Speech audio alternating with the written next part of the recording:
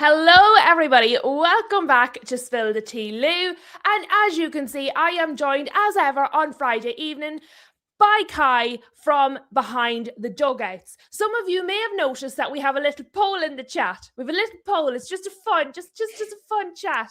And it says, who wins in a fight, Lou or Kai? So far, the voting has been very much in favor of me, because so far we have 82% of people, including Kai himself, have voted for Lou.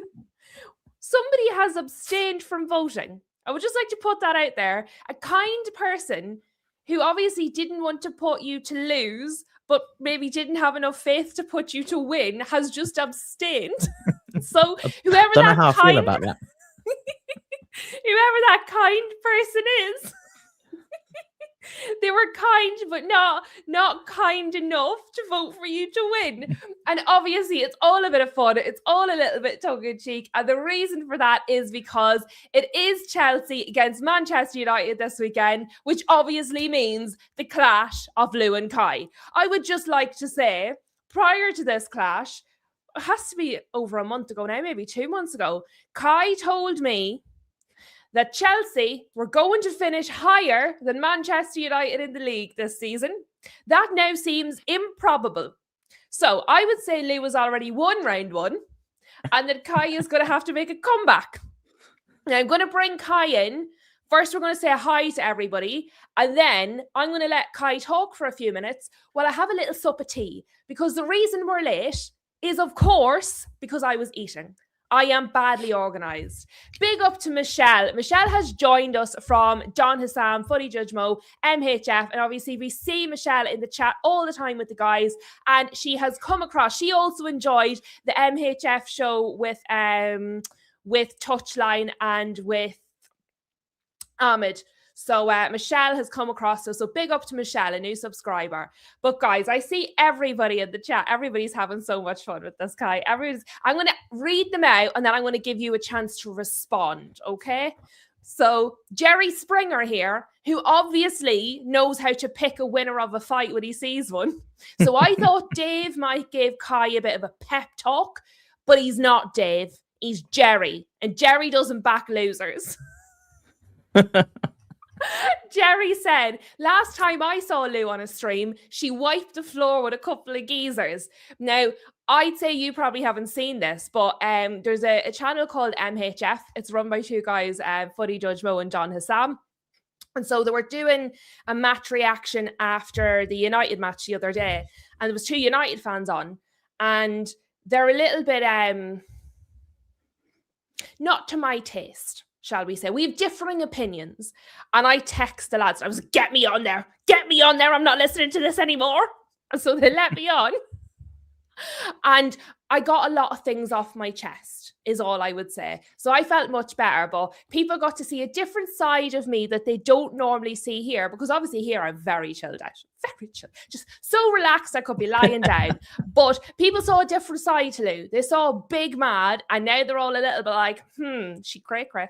And she's not Delulu, she's cray-cray. Rob is also in the house. Rob says, I wouldn't take Lou on.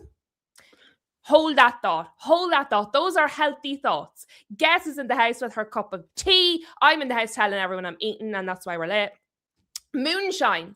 Moonshine ran the hypothetical fight through AI, and AI said Lou would win it with a knockout in the fourth round.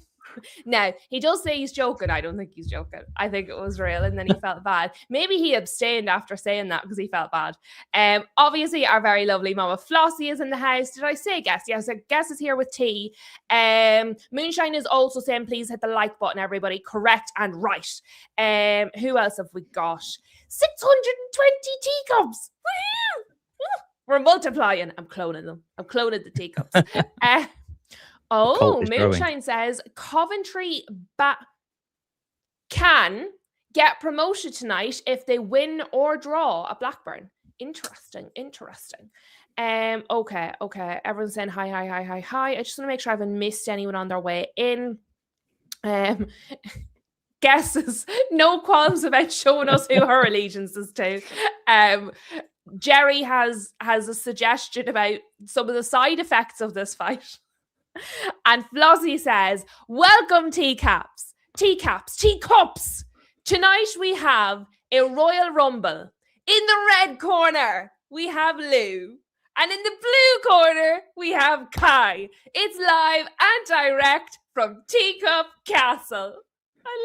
I love it. This place is madness. Everybody's crazy. Jenny is here to confirm that I cooked them, and it was fantastic. It was civil war at its best. It was. Palace Red Devil is here. Did I miss Palace? I scrolled so fast I missed Palace. But Palace Red Devil is also here. Oh, there you are. I spotted you. Welcome. Have we got everyone? Okay. Everybody's here. Everybody's hit the like button. Everybody's had their say. Kai, behind the dugouts, the Chelsea rep. Give it your best shot. If it weren't for copyright, I was going to play the Rocky theme tune before I come and do that. But cannot do that. So I'm feeling a bit parched. So before I speak, I'm just going to have a quick sip of United fan tears after the loss to Leeds on Monday. Oh, I'm so crying. Look how devastated I am. I'm clearly just crying. And what you guys won't know is prior to the stream, Lou was very flustered. Even had to change. Yeah, because he it's was very not warm. ready. It was not ready for today. Because today, it's all about the Chelsea.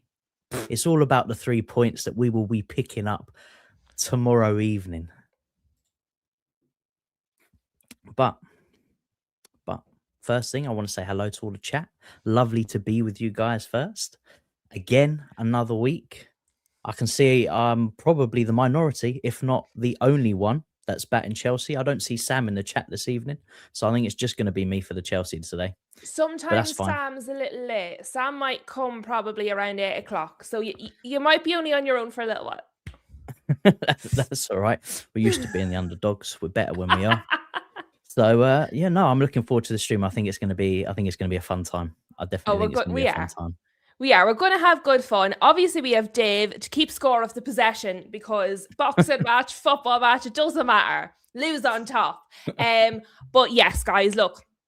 Obviously, that is a massive, massive, massive thing that's going to be coming up. We will do our predictions towards the end of the show. We are also going to be doing a Newcastle segment because there's things to talk about with Newcastle, some updates that I haven't got to the guys. And I promised them that we would have our Chelsea segment, obviously, because Kai is here. We will have also our Newcastle segment because I have been neglecting the tune. I haven't talked about them for a few weeks. And then this week I've done like 3 streams about them. So, swings and roundabouts. And then obviously we will be doing our predictions. We will be talking about Manchester United. We will be talking about Chelsea. We will be talking about the fact that United are going to come out victorious. I wish I was as confident. I wish I was as genuinely confident as I'm pretending to be. Hiding behind the words right now, I am 100%. Yeah. Hiding behind. Oh, yes. You make it. Yeah, exactly. If you dream Michelle, enough, I forgot. Michelle's yes, a Chelsea fan. I'm not alone. Because Michelle's new this evening, I forgot Michelle is Chelsea. And actually, Michelle is like a stalwart. She be's in amongst it with, like, as I said, Footy Judge Mo, with the kind of all the rival fans on his Sam, with all the Liverpool fans, the City fans. And Michelle is in there backing her team every time. So she's big up to Michelle. I did forget that. That's my bad. So you're not all on your Todd. Not alone. Not alone. Not right now. But let us start, because obviously we're going to get stuck into everything. Let us start with Newcastle, because it's probably going to be the least controversial thing we talk about tonight. Moonshine says, please hit the like button, everyone. Please hit the like button. What is not to like? There's me, there's Kai, there's fun. Kai, you're getting knocked out. Boffman says, all of my money on Lou. This is a man that knows how not fun it is to fight with me. So that's my other half. So I feel there's a bit bias there. Not gonna lie. I feel like there's a bit of experience there. I feel like that's somebody who knows. I suppose it goes both ways. So there we go. There's a $5 on Lou. That means I'm winning. That's it. That's all the stakes. I'm winning. Everybody, of course, is saying hi to Boffman. Guest is celebrating my imaginary win of our imaginary fight, which is sensational. I love it. I love it. All the fun stuff. Yeah, so everybody is saying hi to Boffman. Right, let's just talk about Newcastle because there's so much to talk about. Now, I did a stream the other day. I don't know how up to date you keep on Newcastle news, but I keep up to date with it because obviously we would have had Ash on the show previously, and then we have our very lovely mama Flossie. And so I've learned this season things about Newcastle I never knew before, and I've decided it's interesting. But there has been some noise around Eddie Howe. There has been like the noise that would he leave, would he stay, would he be sacked, would he stay, etc., etc. And so Eddie Howe has come out and said, you know, my commitment is unwavering. I am absolutely committed to Newcastle. You know, this is it. This is for me. I'm not giving up on Newcastle. But the CEO of Newcastle, Mr. Hopkinson, whose first name I forget right now, I think it might be David, he has come out. And when he first came in, he's only at Newcastle 6.5 months. And when he first came out, he said, Eddie Howe is fantastic. We're not worried about losing him, say, to the England job. We're not worried about losing him at Newcastle. We see his dedication. We see his work ethic. He's fantastic. Brilliant, Eddie. He was then asked again about a month and a half ago. And his response was a little bit different. His response the second time he was asked was, I don't have a stance on Eddie Howe's future, which obviously was a little bit different. And so recently, Eddie Howe then, not in the most recent press conference, in the one before that, he said, my commitment has never wavered. So it wasn't very like, oh yes, I'm definitely staying. It was, well, my commitment hasn't wavered. Maybe other people's have. And then he was asked again about it in the press conference today, this morning, yesterday, in the last 24 hours, because I can't remember what day of the week it is. And he said, no, I'm not going anywhere. I am fully committed. The thing is, for me, the question isn't, will Eddie Howe leave?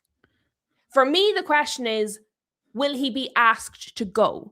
Also, as Jerry points out, we did also have the Jose to Newcastle rumours, and there is the links there, and we talked about that. For me, there's too much noise. I don't doubt that Eddie Howe wants to stay at Newcastle.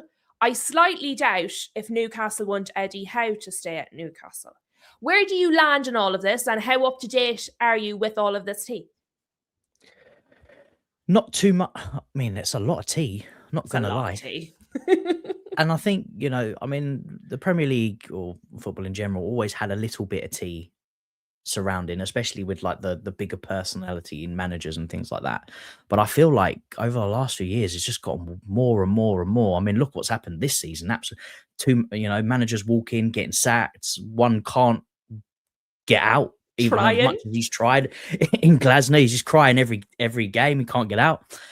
Being held against his will. It's dramatized. So for Newcastle, not too much. I mean, I saw the Jose rumours. It would be a really good appointment for them if that was massive for them. But I don't particularly see him going from Benfica. I'm not too sure on that one.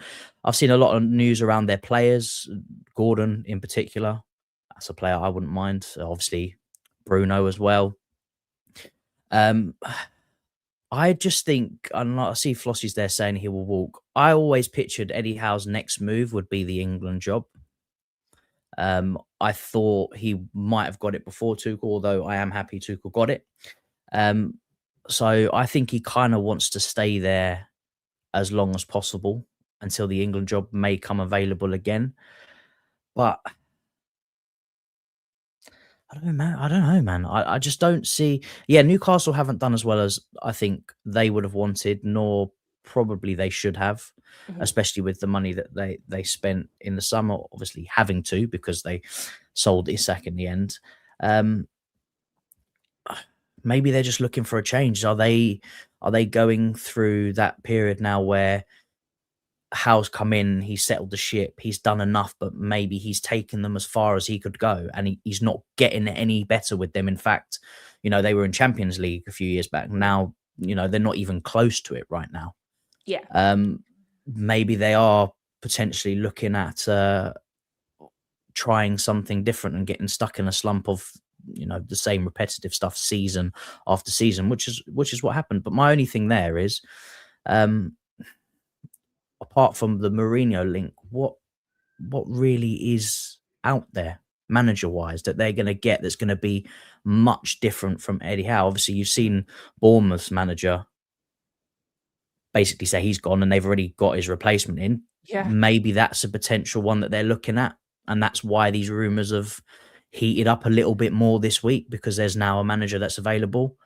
I also There think you go. as well, when a new person comes in, so as I said, the CEO, this guy Hopkinson at Newcastle, he's reasonably new into the role.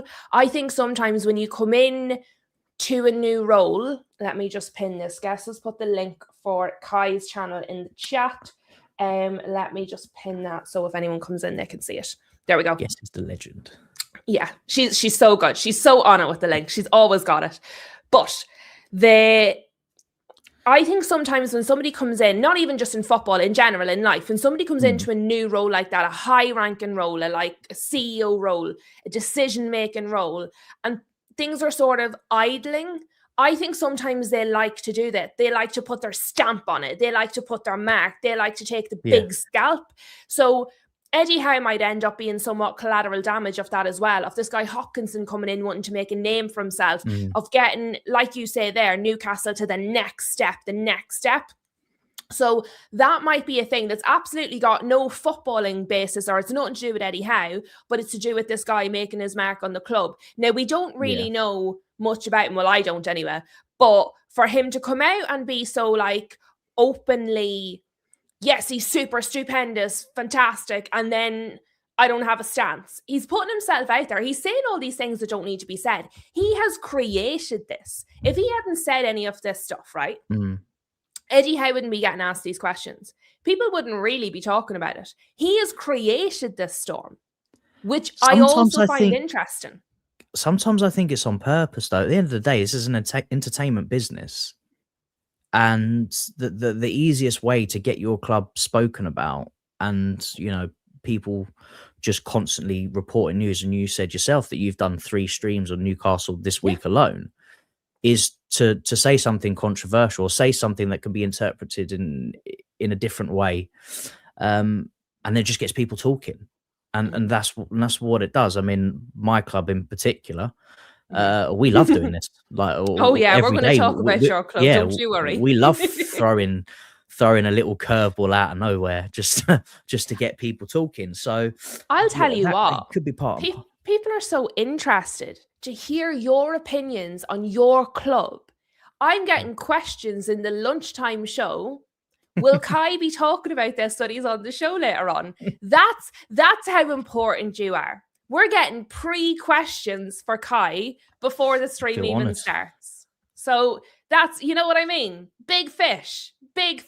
Yeah. But obviously you did touch on there kind of the signings, the links, the rumors. We did talk the other day about we've kind of touched on them all, but we talked when it really started to hot up with Anthony Gordon and it all started to come out.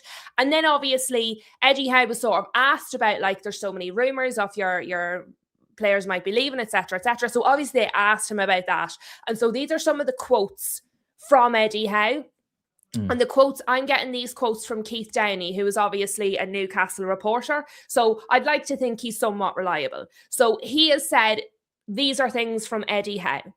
There's a few players out of contract, and you've got some big players who have done amazing things for the club, maybe entering their final few months of their time here. You've got possibly players leaving in the summer, and that natural evolution on that side, which happens at a football club. So I can understand why end of a cycle might be used. What that looks like is unknown. It's always unknown. It's almost impossible to predict a summer transfer window. When he was asked then specifically about Bruno G. Now, this is about Bruno G's fitness because he was out. He was, I believe, ill. And so obviously one of the players that was rumoured to be leaving is Bruno G. But I think this speaks to his commitment but maybe you'll see a different side. So Eddie Howe, when he was asked about Bruno G, said there is a chance he can be fit for the weekend. We have seen him in training. He is pushing hard to be involved. He's desperate to help the team and desperate to be involved. So there is a possibility I will make a decision off the back of training today. Now, I thought, okay, that could be commitment. He's committed to Newcastle. If he's fighting that hard to be involved, surely it's because he wants, to stay at Newcastle and what's best for Newcastle. Or is he rushing back to show he's fit for a transfer in the summer? And then the other one, obviously, is Sandro Tonali. And again, this is from Keith Downey. And these are quotes from Sandro Tonali. So these are things that Sandro Tonali has said. I don't look at social media. I don't like it. After my ban, I changed everything with social media. I just go to training and then go home and be with my family. My life is much better now. In football, if you play well, you have to deal with the transfer rumours. But if you concentrate 100% on your game and you're happy, you don't have to think about or speak about anything. He said that on Sky Sports News. Now, again, that can be interpreted two ways, because at no point does he actually deny anything. But he does sort of say, look, people talk, let them talk. I'm going about my business. I'm concentrating on what I'm doing. So they can all be taken one way or the other, depending what your lean is anyway. But what do you make of all that? There's some more tea. You thought you dealt with the first round of tea. There's more tea. Serving it up. In regards to the Bruno thing, again, you can talk about commitment to Newcastle, but also you remember the World Cup is around the corner. And if he's not playing, he's not, the less chances he's going to get picked. So, he wants to be as fit as possible in the best form as he can possibly be in for the World Cup, it will definitely be a big part. But players like, and it's a diplomatic way to do it, the way that Tonali's come out. They don't close the door, but they also don't say, yes, I'm going to go. And players do this all the time. It's very rare that players come out, especially during a season, like 100%, I'm leaving, unless it's something that's been discussed fully with the club. Like, for instance, was it Bernardo Silva's for Man City? He's recently come out saying this is the end of him. Like, he's moving on, I believe, at the end of the season. But I think in the terms of like Bruno, I think that there's a lot of love for Newcastle in there. They kind of really put him on the map. I mean, he was decent. He's a decent player, but he wasn't as known as he was before he came to play. Big up the Stamford Sink. Appreciate that, Matt. But Newcastle basically put him on map, and he's become one of, the best midfielders in this league, and, become the player that he is at the moment. But he's also probably looking at it now and the way that Newcastle are playing, the situation that they are in, going, I've got a short career. I want to achieve certain things in my career. Am I going to do it here? And in the current situation, it doesn't look like it. So maybe he potentially is thinking about his time being up and moving on to achieve some of those things. But yeah, it's a tough one. And it's also probably the reason why, exactly. I was typing messages while Lou was chatting to get people in the chat to back me up.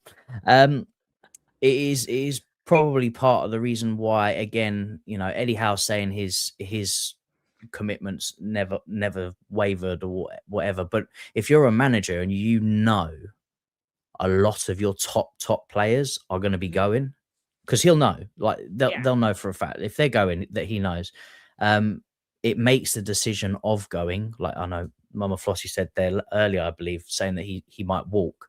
It makes that decision a bit easier because, similar to a Glasner situation right now, he had a good Crystal Palace side. He was getting them playing really well, and they were just gutted. All their better players were going. I mean, the only reason Mateta didn't leave was because he failed a medical at AC Milan. Otherwise, he would have lost Mateta as well.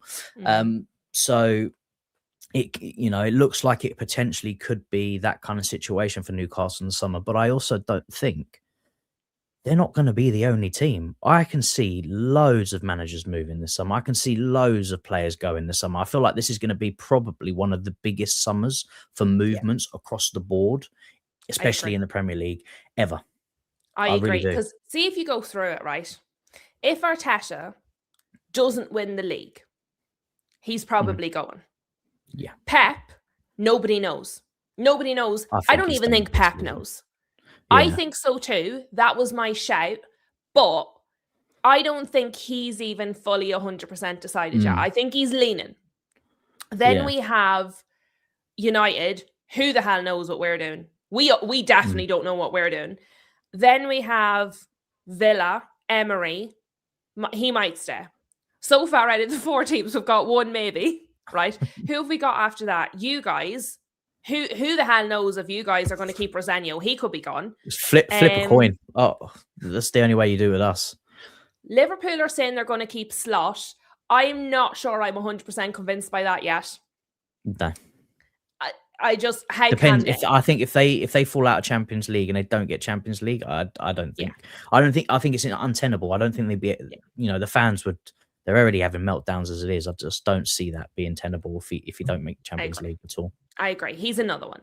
Then we know Areola is leaving. He's going to be replaced by that guy Rose.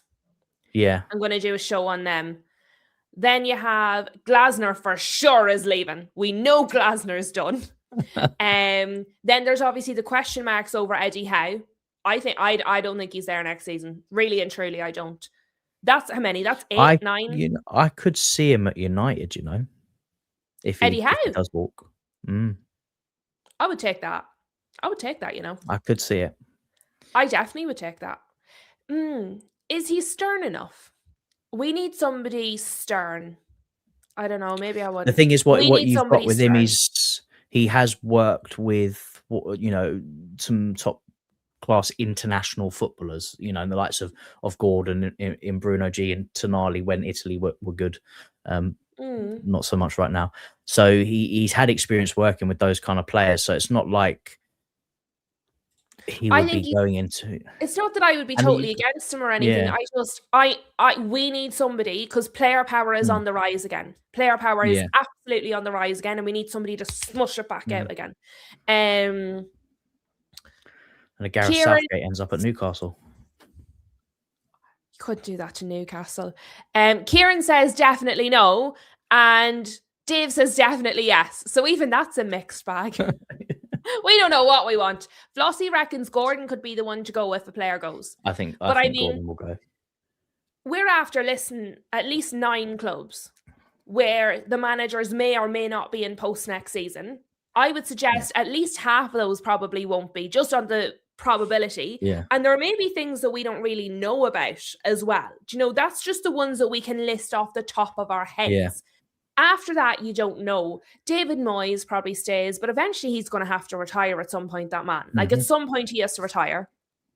What other teams? Brentford, he'll stay. He'll stay at Brentford, surely. Great season. Unless he's offered a bigger club because he's doing such a good job. Would he go to another Prem club? Or does he think he can get it over the line with Brentford? Like if Liverpool go to him, say if Liverpool sack Slot and go to him, does he go to Liverpool? I think it's not even a question. You know what I mean? Yeah, it's not even a question. That if he grew up at Brentford or has been there for a long time, when bigger teams come calling, you go. It just is what it is. Unfortunately, as harsh as it is, money does shout, though. I would take him. It's too soon. It's too soon. We have Michael Carrick. Hello. Yeah. It's not that soon. But I think. At least for that, I mean, if he does get offered it, fair play to him. Take it. Yeah, but I would say for him as development, I'd spend at least 2 more years at Brentford. At least. And the thing is, he might, because he seems very level-headed. Like I don't think he is going to go, but I would just be curious in that scenario if he was offered the opportunity. Yeah. Who else? What other teams? Sunderland. Well, they've no reason to change their manager because he has massively exceeded what everybody expected. So surely he's not going to move. What other teams? Who have we forgotten? West Ham. If West Ham stay up, Nuno will stay. Yeah. Would he stay if they go down though? If Forest But stay I up, mean, so don't know if they. Well, who who knows with knows? Forest? I mean, he's so gun ho, isn't he? You know. He's If, mental. But so yeah, there's the potential that kind of half of the teams in the Premier League might change their yeah, manager next season, which is absolutely. yeah. I was about to say Marco Silva at Fulham. You know, he's spent quite a while there. Um, could he be looking? I mean, I know Could he Bournemouth have move to gone, but a bigger club? Because Fulham's doing all right this season. Do you know, but I agree with you. I think not only for players, I think this is going to be an absolutely massive window just for yeah, managers. And I what a think if time when it's at the World yeah, Cup. I think if Arteta doesn't win the league and he walks or gets sacked, I think Arsenal could look at Marco Silva.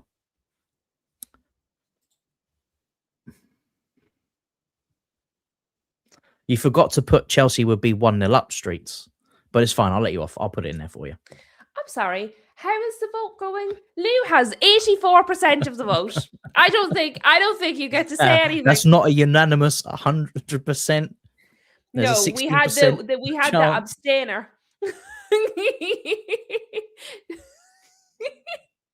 I thought somebody would give you a sympathy vote. JT says you're crazy. Yeah, the thing is, right, and I've said this quite a lot now, is the like the top class managers, obviously there's still a few floating around, but in the league currently, it's only Pep. That's it. And when you look around world football, I mean, you look at clubs like Madrid right now. That's not a world class manager. You know, the best manager outside like the Ancelottis and things like that for me is Luis Enrique, but he's not leaving PSG. Not now. Other than that, you're left with like the new age managers, the ones that are up and coming, you know, the Iriolas and things like that. I love that you're being Oh, so well done, serious. Dave.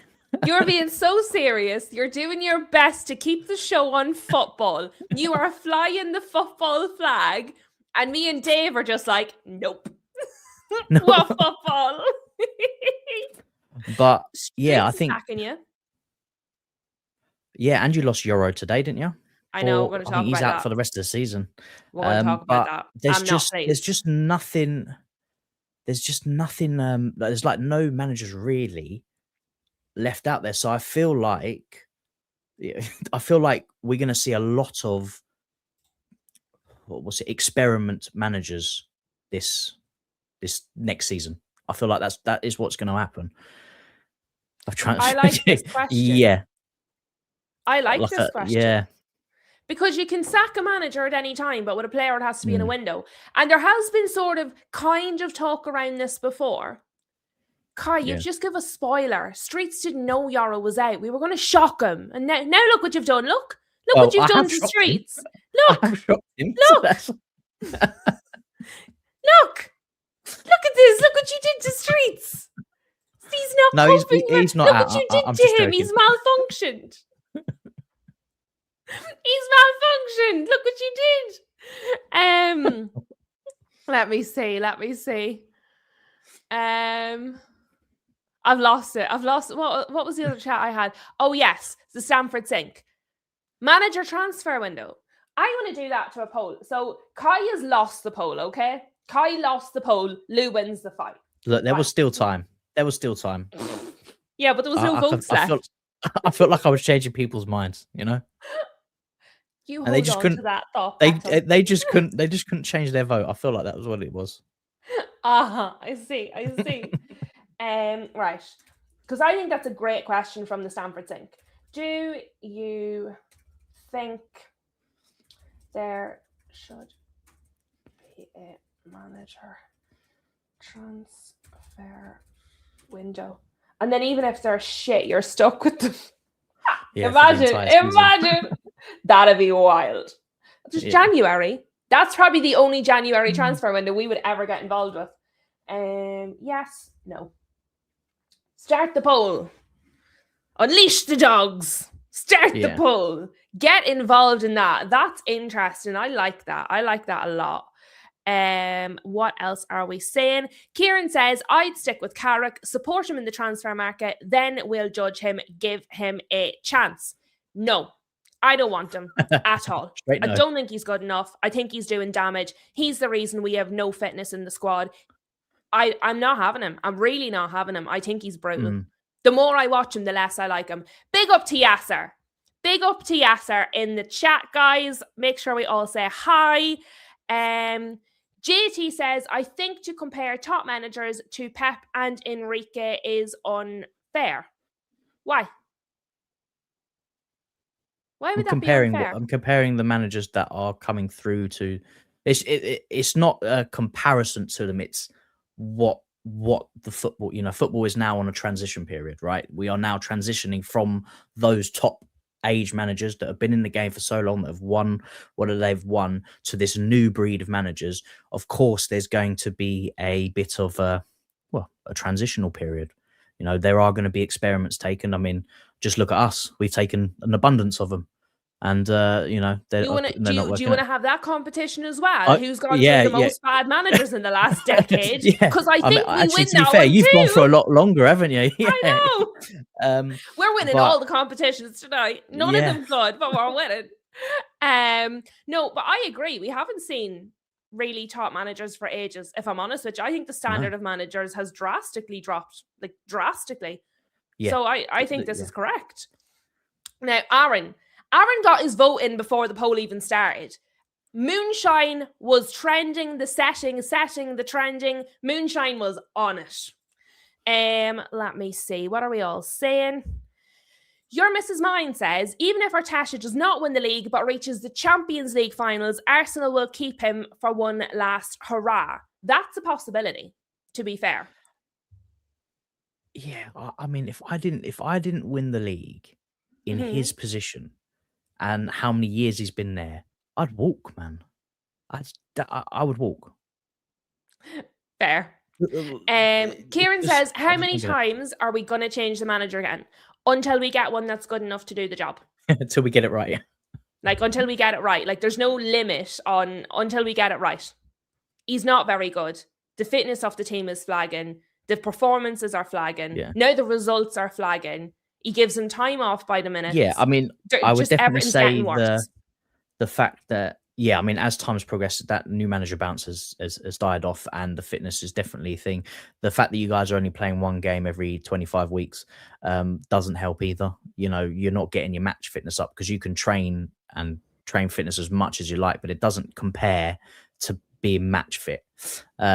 Your camera you're freezing a wee bit. I can hear you okay. Your sound is fine, but your camera is lagging a wee bit. I don't know if there's anything you can do about that. It's up to you. I'm just letting you know, because I don't know if we can see it. It's just kind of stopping, and then it'll go, and then it'll stop again for a little bit. I wouldn't keep someone who's not good enough just because. I just don't think he's good enough. And I've done several streams going into detail explaining why.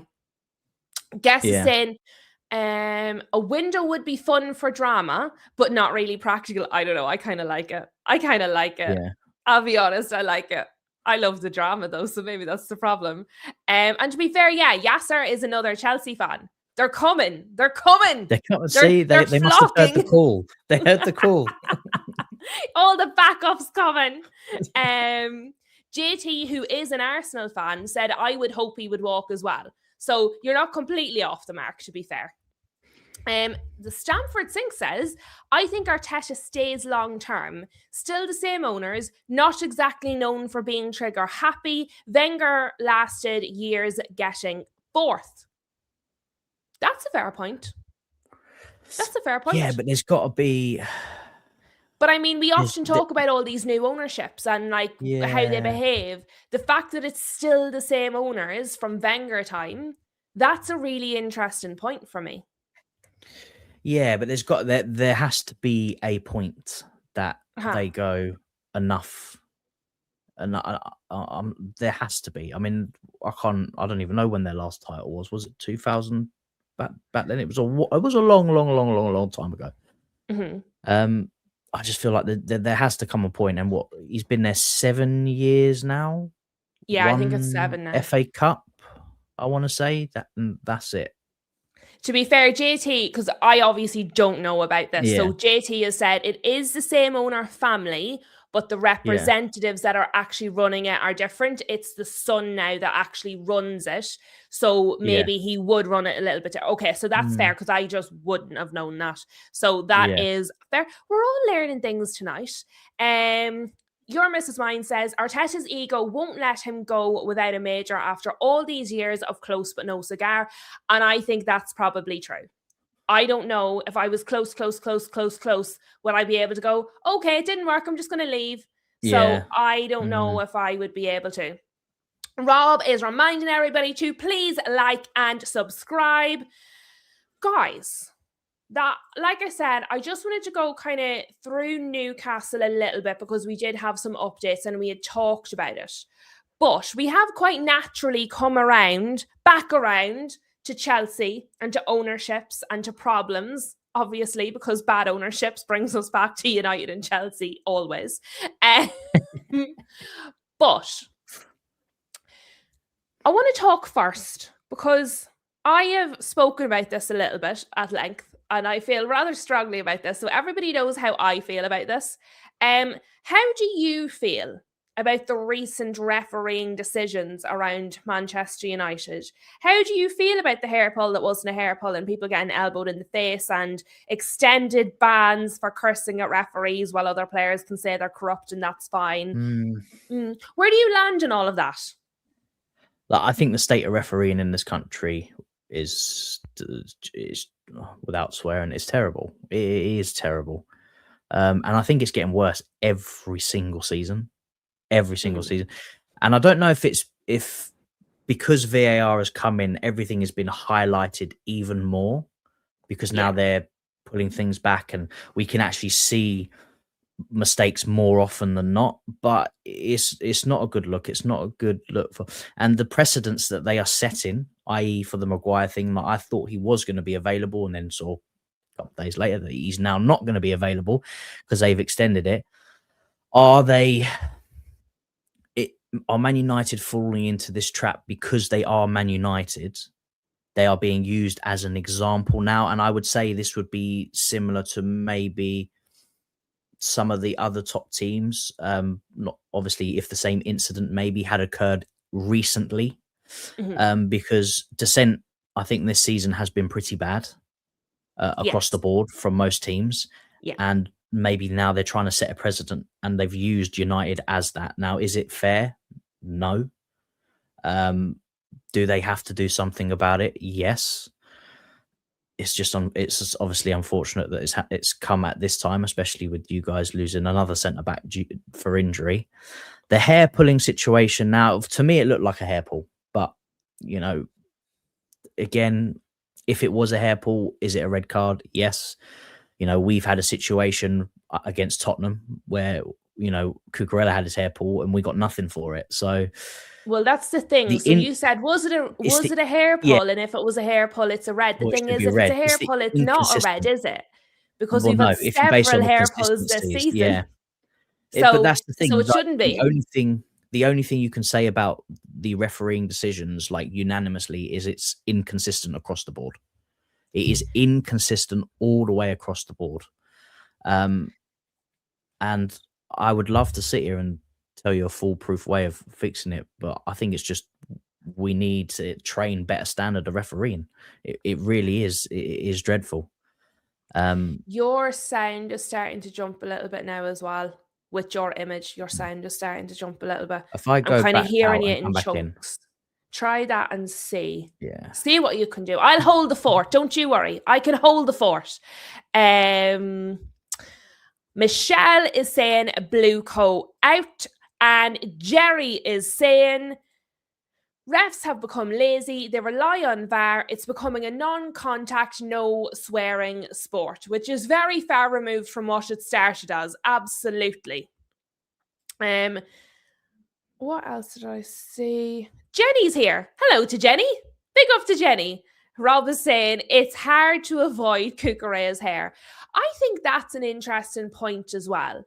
If a player grows their hair long are they taking the chance that it's more likely to be caught or to be like to hurt them than another player? So if my hair is longer, I have to understand that there's a much bigger chance that it's going to get pulled or it's going to get caught by accident.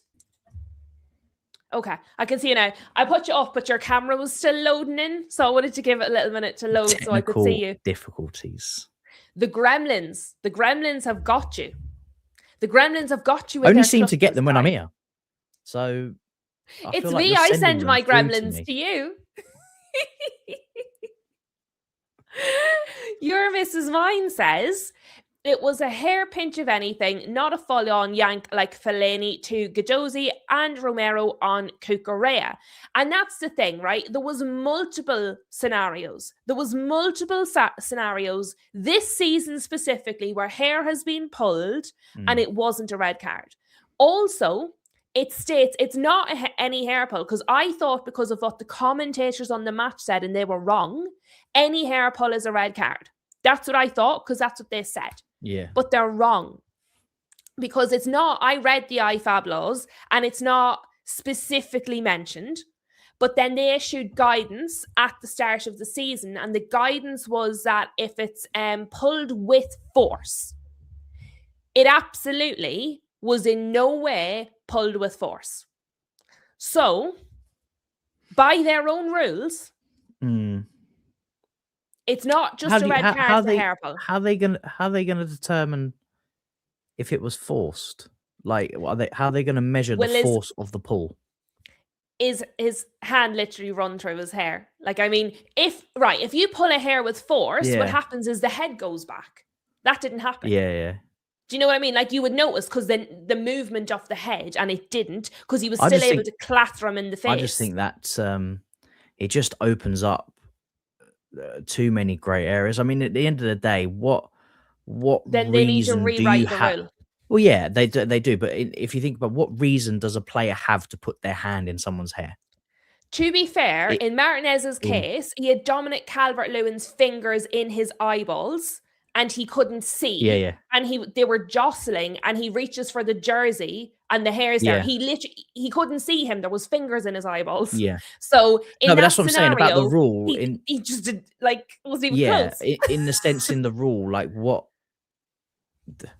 what's the point of saying with force? At the end of the day, you go in VAR, you can see the player can't see because his eyes are being gouged out. You can go, fair enough, that's not hair pull, but there is really no reason other than that for a player to put their hand near a player's hair unless it's, so the rule again needs to be changed, because it just leaves too much room for interpretation, or a referee to deem if it was hard. If the player pulls his hair and he turns around and gives him a bit of a smile, the referee might go, oh, actually he liked it, that's fine.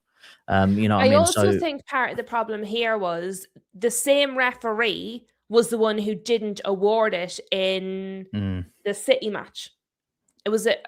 I'm sure it was it you guys or was it City? One of the previous hair pulls this season that wasn't given was the same referee that was in our match. So it's not even inconsistent across the PGMOL or the referees. This singular referee, the same person, awarded it in one match and not the other.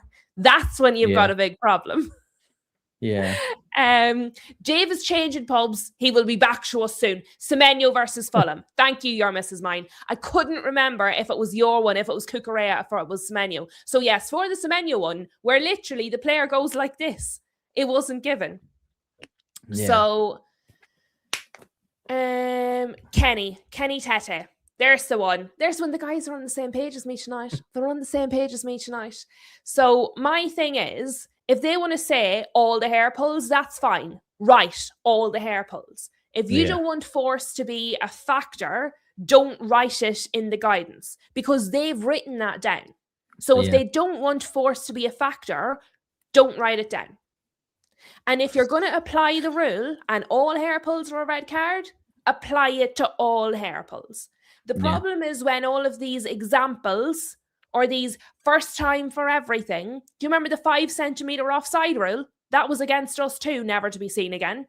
All of these things seem to be tested out against Manchester United, and then they don't stick or they don't get applied to other teams. And that's what's frustrating, because if it was happening to everybody, you're going fair, but it's not. It's ridiculous. No, and the offside rule is also one of the rules that I don't understand the most, because you're taught, at least I was from young, that the benefit of the doubt is given to the attackers because of the the movements and how they're moving. They're running in the forward direction. Defenders are backpedaling. So there's always going to be different body positions. So the striker's generally going to be leaning forward anyway. But you've seen strikers this season be offside because of their big toe, because their foot is a bit longer than the other player. That to again, consistency in your ruling. If you say you give the benefit of the doubt, I think the standard of refereeing, the rule book, is just all over the place. I think the rule book needs to be updated, is my stance on it. I think the rule book needs to be updated. But also, and this is from the BBC Sport, so I haven't plucked this out of my backside, okay? On the 26th of March, 2026, so the 26th of March this year, in BBC Sport, apparently the Premier League match incidents panel, who nobody knows who's on this panel, by the way, it's a 5-person panel, but supposedly they're very independent, declared another 4 errors by referees in its latest report, taking the total errors to 54. And these guys don't even count them all. So these are only the ones they're counting, and they've said 54.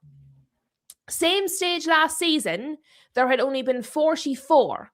So we're 10 mistakes, 10 errors extra, as adjudicated by the key match incidents, supposedly independent panel, and they're the ones they're counting. So there's almost definitely more than that 54. And there's another one as well, because there's VAR mistakes. So season on season, there has been more errors with VAR as well. Let me find it because I've it written in here. Yeah, I'm not surprised. VAR's got worse every year. Yeah, absolutely. But that's just refereeing decisions. So that's not just VAR. That's across the board. There has already been as many as 18 VAR errors this season, which was the amount of errors for the whole season last season. So they've already reached the total number of errors, and this is judged by the same people. Yeah. So they've already made 18 errors on VAR this season and 54 errors overall. And that's only the ones being counted. It's ridiculous. Yeah. JT says you should get lawyers to write football rules, not refs. Well, at least they might be bloody clearer then. Flossie says they never updated the rules before implementing VAR and have had to adjust the rules as they go along. Yeah, because they're doing the lazy way. Palace Red Devil is saying this again is like the handball rule. They find it hard to say which case would count as a handball or a penalty. They just need to update the whole thing. Streets is waiting patiently for the score predictions. To be fair, we're here nearly an hour. Let's us talk about you, your team, my team, and then we will do the score predictions, because to be fair, they take us ages because it takes us a long time to count up the votes. But obviously, as was alluded to earlier on in the chat, or was it you said? You ruined the spoiler and destroyed Streets. Look, you've completely just flabbergasted him. Yaro was going to be out. So Maguire is out for this match due to a bogey decision that has him seen. And we only found this out, by the way, 3 days before the match, that we weren't going to have him. The incident they were reviewing happened like 24 days ago, and they only gave us the decision 3 days ago. Do you know what I mean? Like, it's just absolutely scandalous. Yeah. Then we're going to have Martinez out for the non-hair pull. Another, but that's 2 controversial ones. So we're missing 2 players due to 2 controversial calls. Then Yaro. So it would have been Yaro in heaven, but now Yaro is supposedly injured. And so I want to pull this up. He's out for the season, isn't he? I'm going to tell you. According to Oh, there we Samuel go. Luckhurst, Lenny Yarrow is believed to have suffered an injury, so we won't say, and has not travelled with the Manchester United squad to London. United are set to be without 4 of their 5 centre-backs at Chelsea. Now, I had another one on Martinez. Nobody is saying what it is. As far as I saw, let me search for it now, because it might have literally been updated while we've been live. But at the time, absolutely nobody was saying what it was. I saw one report saying he might be out until the end of the season, but only... Right, here we go. The Athletic. Lenny Yarrow is set to miss Manchester United's trip to Chelsea, leaving Michael Carrick's side with just one senior central defender for Saturday night's game, which is Aidan Heaven. The France under-21 international has picked up an injury and not travelled with the rest of the squad to London. Nobody is saying, so both David Ornstein and The Athletic are saying an injury. He hasn't travelled. I saw the report saying that he might be out for the season, but it wasn't somebody that I thought, oh yeah. So the people that are like the most reliable, nobody knows. Nobody knows what it is. They're not saying. No. Now, this here. Okay, I've got it. Samuel Luckhurst has said there are concerns that Lenny Yarrow could be out with injury for the rest of the season. But again, don't specify the nobody injury. knows what it is. And the thing is, the reason this is extra concerning is because when De Ligt went out, they wouldn't tell us what it was. They told us it was a back twinge. That's what we got for De Ligt. He'll be out for a match and he'll be back. Yeah. He's been out for nearly a whole season. When they won't tell us what it is, that makes me more worried. That makes me more worried. Yeah. Let me see. Yeah, because ideally, when they come and pop out news, they generally like to give out timeframes as well, like distinctive timeframes with a little bit maybe on either side, and then they specify what the injury is. But they've left it so ambiguous. Yeah, that's he could be out for the season. He could not be. Yeah, it's probably one of those. He'll get more scans, and then surgery could be it, and then you'll just get a picture of him in. And we don't even know what body part it is. Yeah. We don't even know what the body part is, so we can't even guess how bad it might be. Do you know what I mean? We've no idea. But as Street said here, we have played no football for 24 days, and then Yarrow gets injured straight after. These players are unfit. It might be the harsh truth. Maybe they're unfit because this spectacular new wonderful fan-dabby dozy manager is giving them too much time off. What's happening is the training is too inconsistent. So then when their muscles are asked to be used, they're not warm enough, they're not ready, and then they're hurting them. That is what happens. So, and the amount of people, right? I've been saying since last season, we need another centre-back. I've been saying all this season, we need another centre-back. We need to buy a centre-back. Everybody's like, no. Centre-back is not a priority. We need 20 midfielders, blah, blah, blah, blah, blah. I'm fully aware we need other players. We need a centre-back. Lisandro Martinez, injury after injury after injury, okay? De Ligt out. We don't know for how long, and we don't really know what's wrong with him. Harry Maguire, we've kept, which we probably shouldn't have. I'm glad we did. I thought it was the right decision because of the situation. But ideally, that's not what you want to be doing. After that, we had Yarrow and Heaven, who were two inexperienced young players only learning, and now one of them's injured. We have one centre-back available to face you guys in a very important game. And everybody told me I was nuts for wanting a centre-back. We don't need it. We don't need depth at centre-back. We need it everywhere else. Well, guys, I told you so. Streets is saying, and Leeds play a high-intensity football, which we couldn't keep up with. No, we couldn't. Your Mrs. Mine says, after all that time off, must be nuts training. No, I think that's the problem. I don't think they're training enough, and then they're going in with cold muscles and overusing them. There you go. JT just checked to give me some good news. De Ligt is only 26. With how long he has been out, it felt like, to me, he is like over 30. Thanks for the good news, JT. Appreciate it. But so obviously... That's how we feel about Lavia. But when we go to do things like predictions, I mean, that's kind of an important thing. It's kind of a factor. So let me pull it up onto the screen. But obviously we'll do that prediction when we get to it.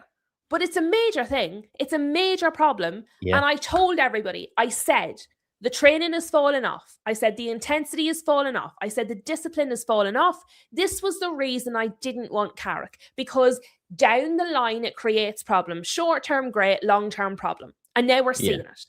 And I said we needed a centre-back. Everybody thought I was crazy. And now we need a centre-back. So I would just like to say, okay, I might not be the oracle, but I'm not far off it. Lose the Man United manager.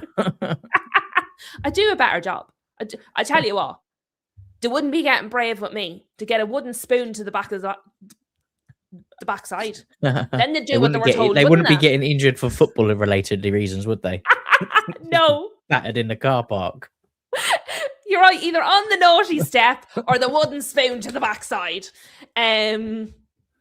JT says, if you are correct on this, which seems like you are, there could be a monumental fall off next year if we keep Carrick.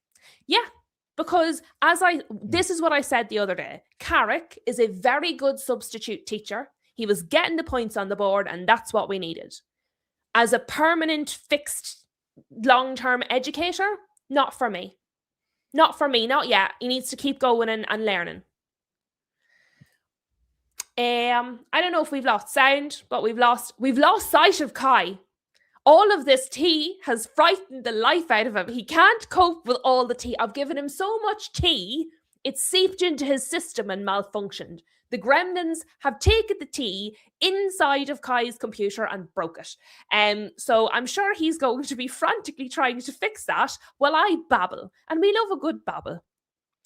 Streets is saying Nagelsmann has been highly linked. He has, and more and more and more and more and more he's being linked. And I did see some rumours the other day that Sir Jim Ratcliffe prefers someone who's a bit more kind of gung-ho. He finds Carrick a bit bland, which I can sort of agree with, to be fair. And so maybe he won't want to keep him. I can't believe him saying this, but I'm hoping Sir Jim Ratcliffe puts his foot down and gets rid of him. And this isn't like a hate campaign for Carrick. I just don't think he's doing a good job. I think he needs to go and keep learning, and maybe in the future he'll be really good. But at the minute, I don't think we need him to keep doing what he's doing. Guess is saying, I said the tea got in your system because I'm giving you so much tea, your system combusted. Guess reckons gremlins. So it's one or the other. I'm about to start charging these gremlins rent the way that they're messing up with my computer. You were there and then you just weren't. I was like, that's fine. Streets is saying Vivell and Nagelsmann have connections, and out of all of the people at our club at the moment, the one I would have probably the most a little bit of trust in at the minute is probably Nagelsmann, or is Vivell, because he seems to be the least bad at his job at the minute. That might change, but at the minute he seems to be the least bad. Rob was like, come back to us. Right. Before your computer actually throws itself out a window, let us finish the poll, start the predictions before your computer just takes off. Okay, so this was the Stamford Sink. Is that the right username? The Stamford Sinks question. Do you think there should be a manager transfer window? Yes, 38%. No, 62%. That is not a landslide. 62 is obviously high, but that is not a landslide. Like 38% is pretty high for yes. I like it. I would say yes. Yes. Boffman is here. IT support is in the house with the IT stickers, the special membership IT stickers. Tech support is in the house. I need tech support. He's getting on the boat now. He's going to start rowing. This is another interesting one. Do we think managers' jobs are harder these days, or are they all that bad at their jobs? I think their jobs are harder, and I think they're made harder by bad ownerships. I think a lot of the new ownerships are terrible. I think they've got things to contend with, like social media, like kind of, I think the attitude of some of the players, the kind of, that just wouldn't have happened previously. The youth of today have terrible, just brutal attitudes, loads of self-importance. So yes, I think some of them are bad, but I think for a lot of them, yes, the job is just really a lot harder. Yeah, I also think a lot of the managers have lost their control over their team. Yeah. Where, you know, you wouldn't get the ownership and the directors stepping on Fergie's team, Mourinho's. You don't. That doesn't happen nowadays. Yeah. They'll be lucky if they get a say in what signing they want. Like that. Yeah. That is the extent we are at now. And I talk that from our position where we've got an ownership that basically do everything and then give us a poster boy to sit in as manager on most of the things. You know, they'll have the conversations with the managers, but it's not like it was in the olden days where managers basically got to give ideal replacements and ideal players for the way that they wanted to play. Now it's not. It's more of a guideline than anything else. And that's like probably why JT you're seeing football change as well. Yeah, 100%. And like JT here is saying, I think the corporate sports management type ownership that has infiltrated the industry aren't good for anything but profit. It's a double-edged sword with having less control. It can be a blessing if your ownership is good, but it's detrimental if they're not. Yeah. I also think because we judge them as managers, we're really, in reality, most of them are head coaches now. Yeah. They don't have ownership over a lot of the things we're judging them on, to be fair. So a lot of the things we think they don't do very well really aren't down to them anymore because they're now really all head coaches. The old style managers would be classed as brutal now, says Flossie. Players can't even be shouted at without crying. That's it, 100%. And I saw here, your Mrs. Mine come in. Your Mrs. Vine said there should be a referee transfer window. No more bald English refs. We need Slavic men to be reffing in the Prem. Big up to your Mrs. Vine. Palace Red Devil says we need more referees like Colina. My God, that was a throwback. Yeah, I'd be all for this. Only if they can move in one direction, out the way. I'd go with that. And not just the bald ones, because I'd send Michael Oliver and Chris Kavanagh with them. But I'm not exclusive to bald referees. I just like all of them. But let us do the score predictions, because otherwise we're going to be here until tomorrow. Brentford and Fulham. That's it. We're ripping the plaster off. Brentford and Fulham. What are your thoughts? 2-2. I was leaning thought about this towards. One. Yeah, I was leaning more towards Brentford, because Fulham let me down last week against Liverpool. Fair. But I think it's going to be a good game as well. I think both teams are doing all right. So, yeah, 2-2 for me. I need to write mine down as I'm saying them, because every week I do a score predictor game, and Divs that he's in the chat here, he runs it, and every week he texts me and he's like, "What's your score predictions?" And I'm like, I don't remember. So I have to write them down now as we're talking. It's not like you've got video evidence of at all. I'm not going to watch myself back. The effort of that. My voice is so annoying. I'm so loud. Have you ever actually heard me on this, right? I'm so incredibly loud. My other half put one on the other day, and it just started. And it was just so loud. I was like, I'm the loudest person on the planet. Definitely not. Definitely not. JT reckons...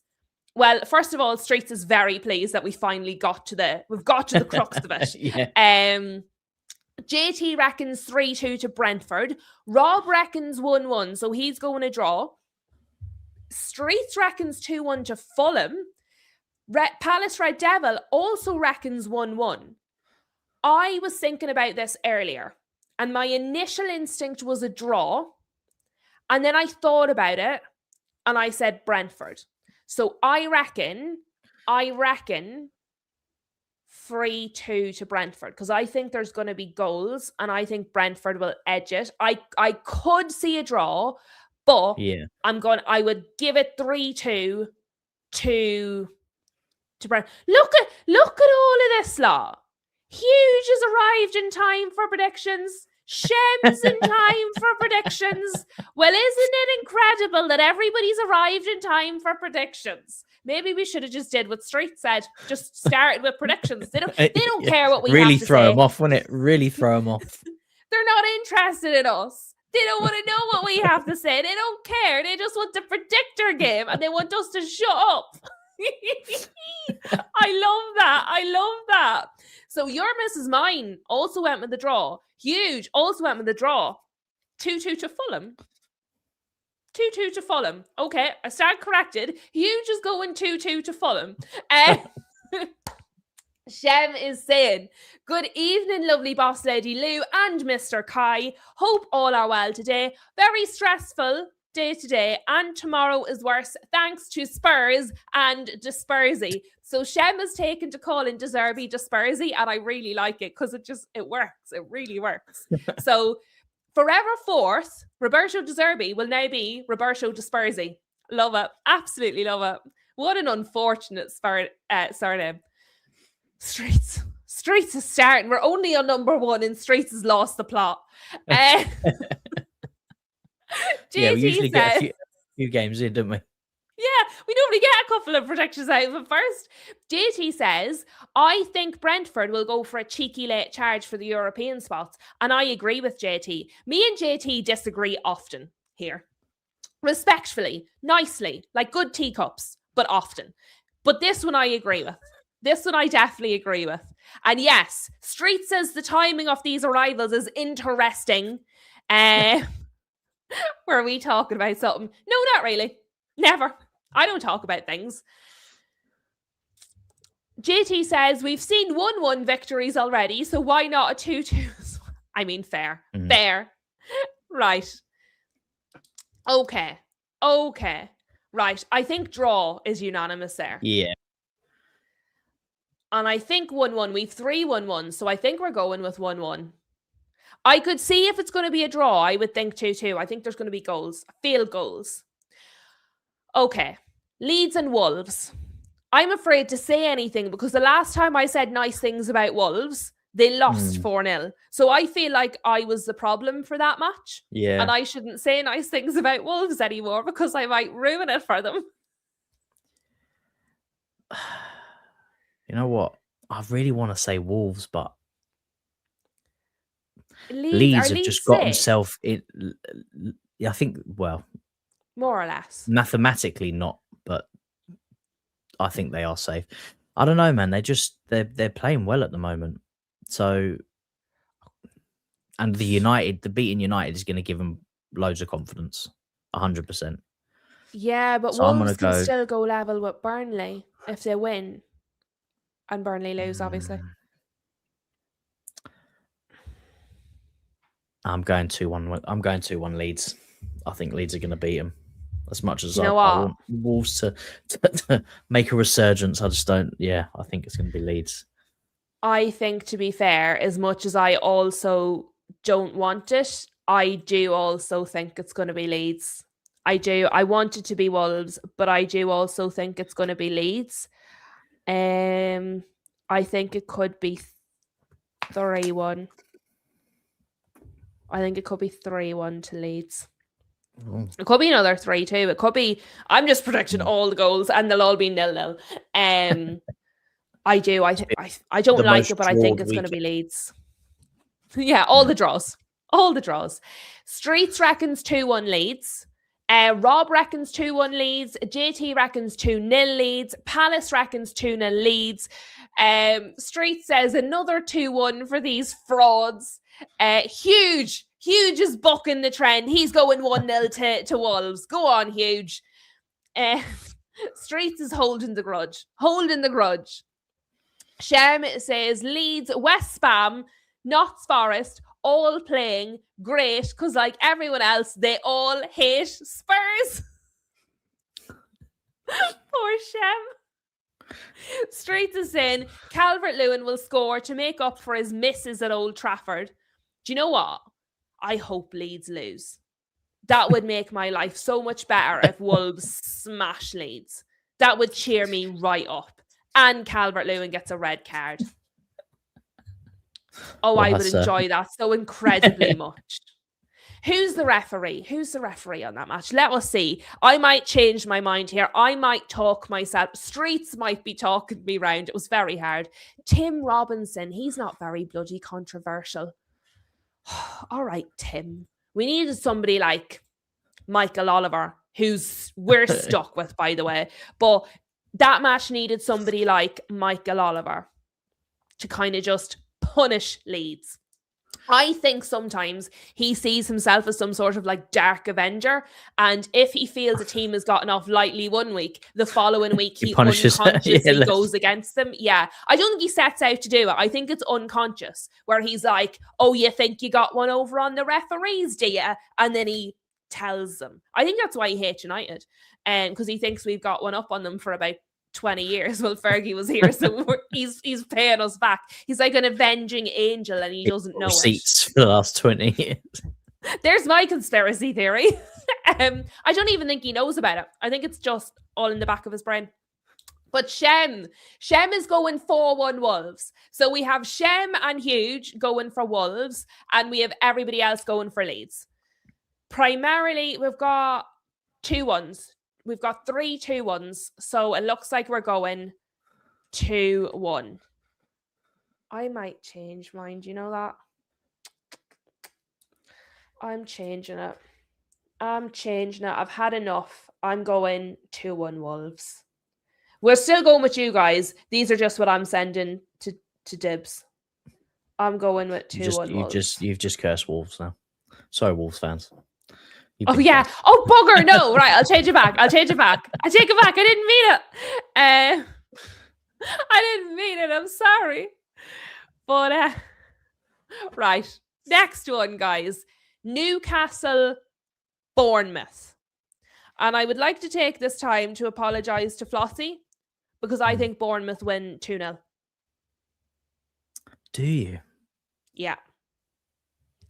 Newcastle have been terrible. And all their players are potentially maybe not leaving. And their manager might be staying, might be not. I think they're falling apart.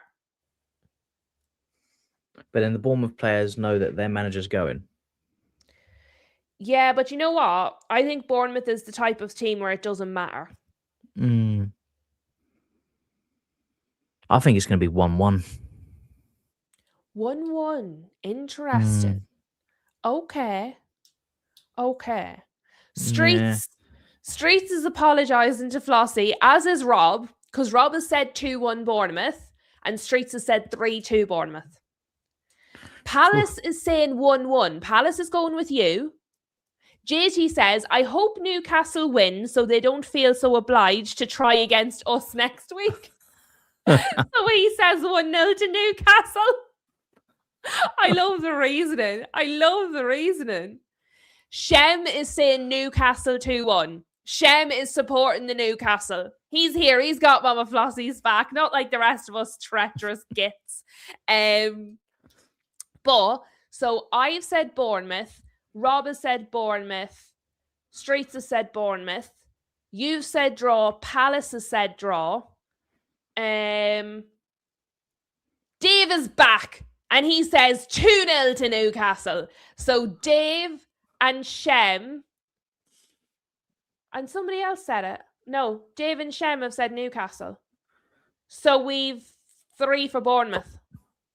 Yeah, 3 Bournemouth win, 2 So Newcastle Bournemouth. and 2 draws. Yeah, so it's Bournemouth. Win. Okay. And they're 3-2, 2-1. And I said 2-0. So in the middle of that is probably 2-1.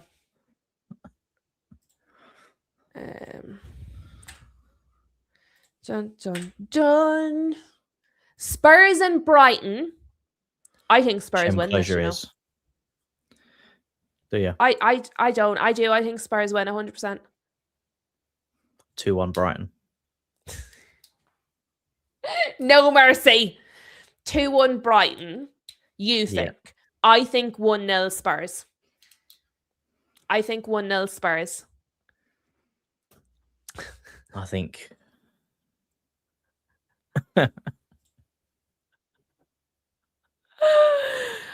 Huge is with me. Shem. I just I love it. I love it, Shem. You keep it coming. Don't Hey, you what? worry. You keep it coming. I need it right. So Spurs, Brighton, and I reckon 1-0 to Spurs. Oh my gosh, effort of this. Right. So you reckon Brighton. Mm. Me and Huge reckon Spurs. Shem reckons Spurs. Palace reckons Brighton with you. Rob also reckons Brighton with you. Dave reckons Brighton with you. Street says a 2-2 draw. JT reckons 3-1 to Brighton. Okay, so Brighton seems to be the... Well, me and Huge and Shem have said Spurs. And then you and Palace and Rob and Dave and JT have all said, yeah, so it's Brighton. And obviously, Street said a draw. Street says Brighton are not the most secure defensively, so Spurs can get something. Shem's falling out with people. Poor Palace. Right. The unanimous decision is Brighton, but I think Spurs. But the unanimous decision, right? We've 2 2-1s and we've 2 3-1s, and you said 2-1. Yeah. So that brings it to 2-1. That brings it to 2-1. This one, Chelsea Man United. And I actually don't know. I really don't know. It's like two inconsistent teams coming up against each other. I mean, I think you've got 2 wins in your last 5. We've got 1. Do you know what, though? You're a bit better. But also, Aiden Heaven is very good. I have no idea why he hasn't been getting minutes. I know he's our only surviving defender, and we don't know who else is going to play there. But Aiden Heaven is better than Lenny Yoro. He's performed better than him. He's a better defender. Yeah. So by default, by accident, we're going to be playing a better defender. I think we might end up having to go with 3 at the back because change of shape. We don't have enough of them. I don't think you'll have a choice. We don't have any other centre backs. So we might end up doing a 3-5 kind of a thinger. And because that's new under Carrick and not really what you guys would have been preparing for up until today when everyone found out Yaro was injured, maybe that'll throw Rosenio. It also depends how... This is Enzo's first game back after his self-imposed ban, isn't it? Yeah. So it kind of depends what happens with him. Cole Palmer has decided he's back in form all of a sudden, hasn't he? Little sod. He's playing a little bit better. He's not necessarily back to his best. Yeah. I think one thing we will have is generally a fittish squad. But there's still so many inconsistency. I know you saying Cole Palmer's back to his best, but even he is like well off it compared to his standards generally. No, JT, he didn't say that. I made it up completely. I just made it up on the spot. Yes, he said it. But yeah, I think the fact that you guys are not going to have a settled in any shape back line could play into our hands. I mean, at least one area of our team that is generally okay is João Pedro up front. He's had a great run of form and is still looking pretty sharp. So to go up against, I know you're saying Aiden Heaven is good, but a young, inexperienced centre back, and who knows? I could see Luke Shaw maybe playing centre back for this one. Maybe. Which would mean he's done it probably before in the past, Jallo, Shaw, and then Mazraoui. And then Mazraoui. Yeah, our keeper is better than yours, though. That is, I concede that. I'm not even going to try and argue that point. I mean, at this point, and look, Sanchez, he had a decent season up to a point. Yeah. But since Rosinha's come in and we've gone back to this playing out from the back again, he looks exactly like he was. the Mm. last few seasons. Exactly the same problems causing us issues, and his confidence is dropping, and then the confidence the backline having him is dropping. It's just a recipe for disaster. So I'm not even going to argue about the goalkeeper. And your keeper is still, you know, is in much better form, and gives confidence to your back line. Yeah. Midfield, I think we win that battle. There's talk with that maybe Kobbie Mainoo's going to be back. So it could be Kobbie and Cass. It won't be Ugarte. I still think even with Mainu in there, we win that battle. With Caicedo, and to be fair, Caicedo and whoever they want to partner with him, you can't tell me Casemiro and Kobbie Mainu are anywhere near the level of Caicedo. I watched your last match, and I watched Caicedo, and he didn't have a particularly good match. I'm not talking in general. I'm just talking about the most recent match I've seen him in. Wasn't particularly good. So if he has 2 in a row like that, the thing with Casemiro, and Kobbie Mainu, they're not the most mobile of midfielders, and that's one thing Caicedo does have in abundance. That he's literal engine. I mean, we've seemed to be going with recently Caicedo and Andre Santos, which has worked pretty well. But I feel like because Enzo's now off his ban, I feel like he's going to go straight back into it, which does provide a little bit more attacking and impetus. Not a lot, but Enzo has popped up with some big goals recently. The biggest thing that I'm worried about would be Bruno Fernandes.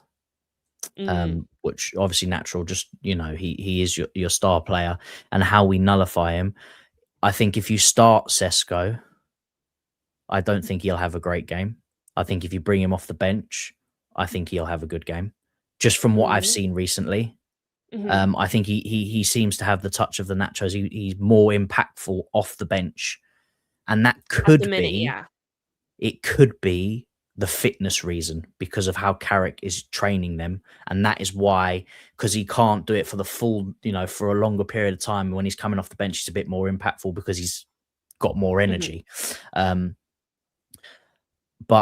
to say there's going to be a clear winner in this, I don't know, man. I don't know. Yeah, he doesn't play for Wolves anymore, though. Well, JT has said, don't you dare give Bruno more assist shouts, because he wants his player to get the player of the season. So he's had enough of your nonsense. He also says, I think Chelsea is the one with the red card, because surely United wouldn't get a 3rd red card in a row. So if there's going to be a red card, it's you guys. This is a great point by JT. Yeah, not you, like United specifically, but in your last 5 games, there's 4 of those games have been a red card in it. 2 for you, and then 2 for the other team. And we are Red Card FC. We are Red Card FC. We are literally Red Card FC. So I wouldn't put it past us. I mean, the joke of us is Enzo we always gets a red card. It would just be, you know, it would just be comedy, wouldn't it? After it would be all of that, comedy. If he comes back, get banned and he gets banned for 2 more games, gets a red card, that would be incredibly a straight red. Yeah, that would be box office. If any of this is rigged, if any of these conspiracies are true, your man's getting a red card, because that's what I do. That would be box office. That's what we'll be talking about for the next week.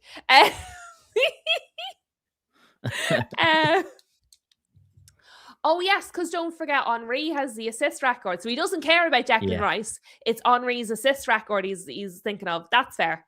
Okay, I understand that. I understand that. And yes, with 6 games to go, he only needs 4.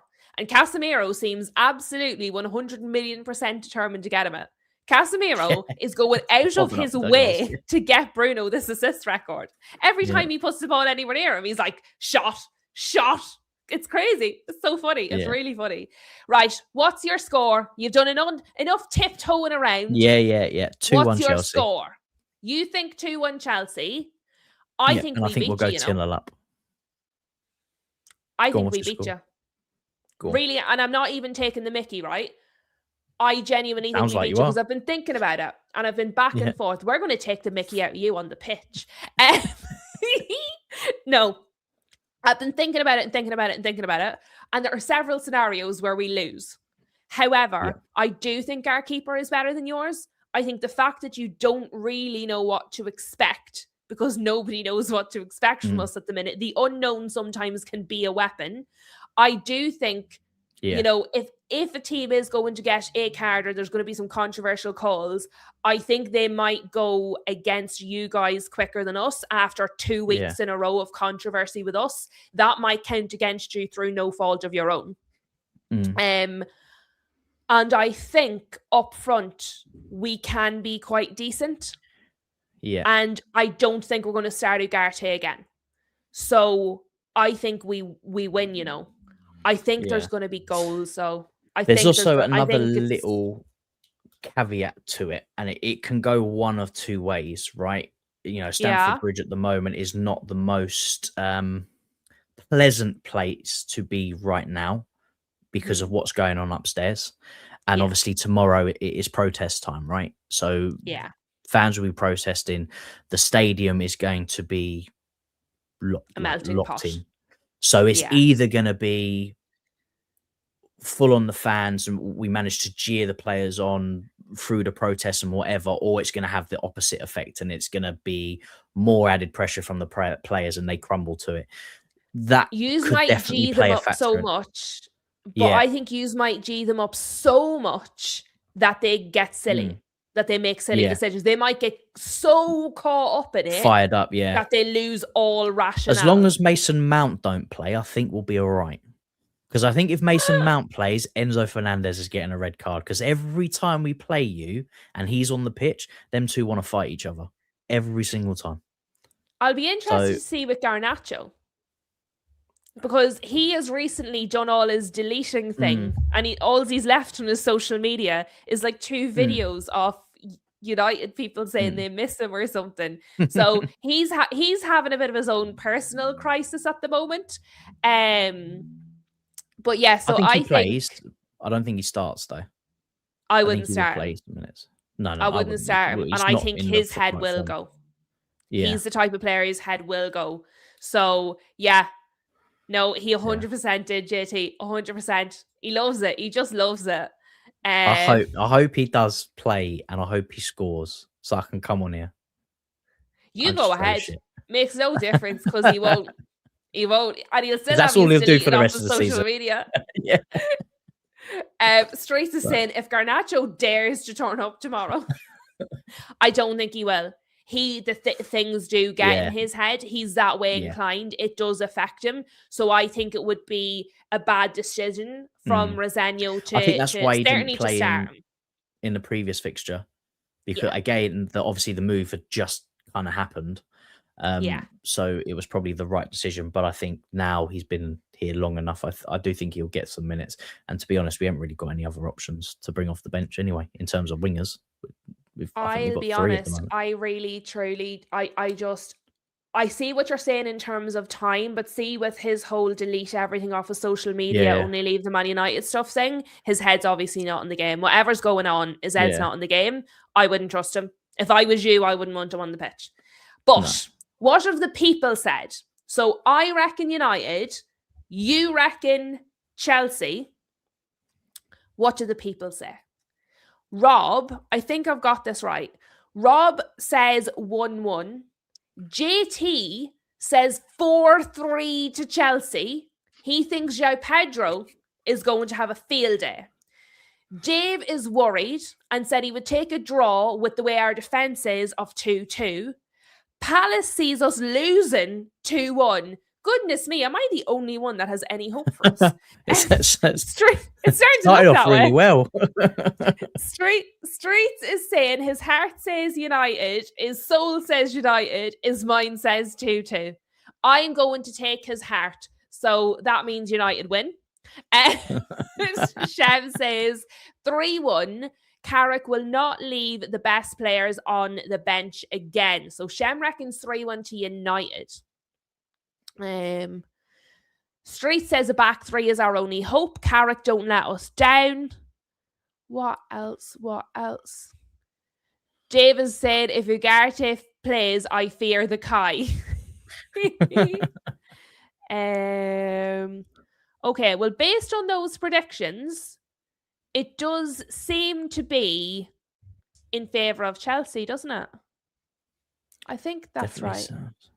sounds like sounded the that right way. decision. Clear that the chat is, in the right frame of mind this evening, which is good. It's They've all definitely good. No lost the one's plot. drinking the silly tea I this might be evening. The wrong. I Kool-Aid. might be wrong. Hold on. Rob said draw. Mm. JT said Chelsea. Dave said draw. Palace said we lose. So he said Chelsea. She said Chelsea. She. I don't know if Palace is a boy or a girl. Says Chelsea. Streets gave 3 different answers. Shem said United. So far it's 2-2. And then you said Chelsea and I said win. So there's 1 extra for Chelsea. Okay, that's fine. I was like, I knew it was pretty close. Z has said 2-1 United. So now we're equal. Yeah, because it's me and Z and Shem. Woohoo! Come on, people. I turned them around. Right. Now we need the people who said draws or streets to pick an answer. Streets, you know has the to right be answer to pick. Streets. Streets You is a know. United fan. Yeah, but Streets he is a knows. He United fan. knows. He knows Blackburn the scored, right says score. Palace Right? Red Oh Devil. no! I wanted Lampard to get his promotion this evening. And Moonshine, the guy, look at them. Look at them. They're here with the updates. I love it. Right, guys. Somebody needs to get off the fence. Streets is saying a draw, which brings it to 3-3-3. There's 3 draws now as well. Right, we need the next answer. The next answer gets it. Oh, well, hold on. What was the great Harold used to say? Was it Harold?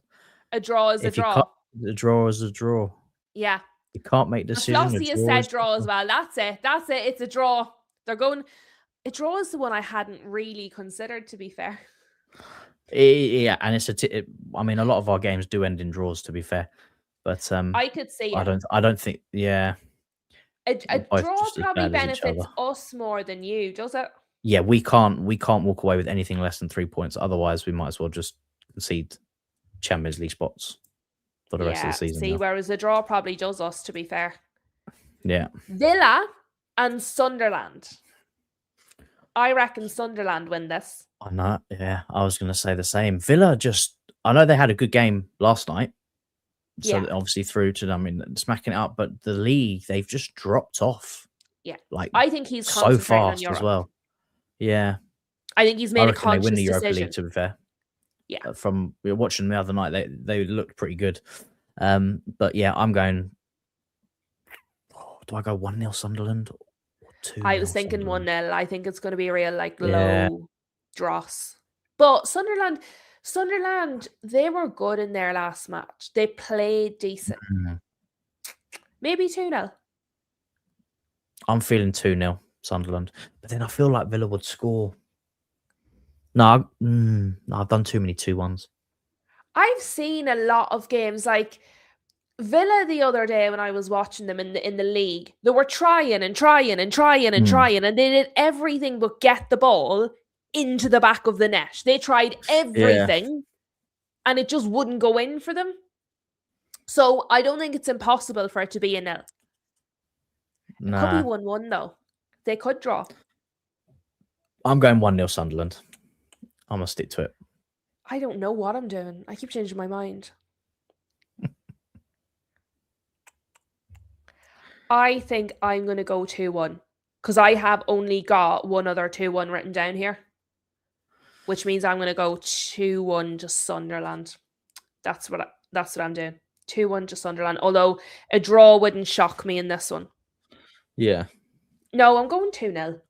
Bugger that. I'm going 2-0. I don't think Villa score. Okay, I'm sticking with my intinks. Your intake. I'm sticking with the intinks. Right, so you decided in the end that you were going with Sunderland 1-0. 1-0, yeah. And I've said 2-0. Streets says 3-1 Villa. Rob says 2-1 Sunderland. Palace says 2-1 Villa. Shen says 2-1 Villa. JT says a 0-0.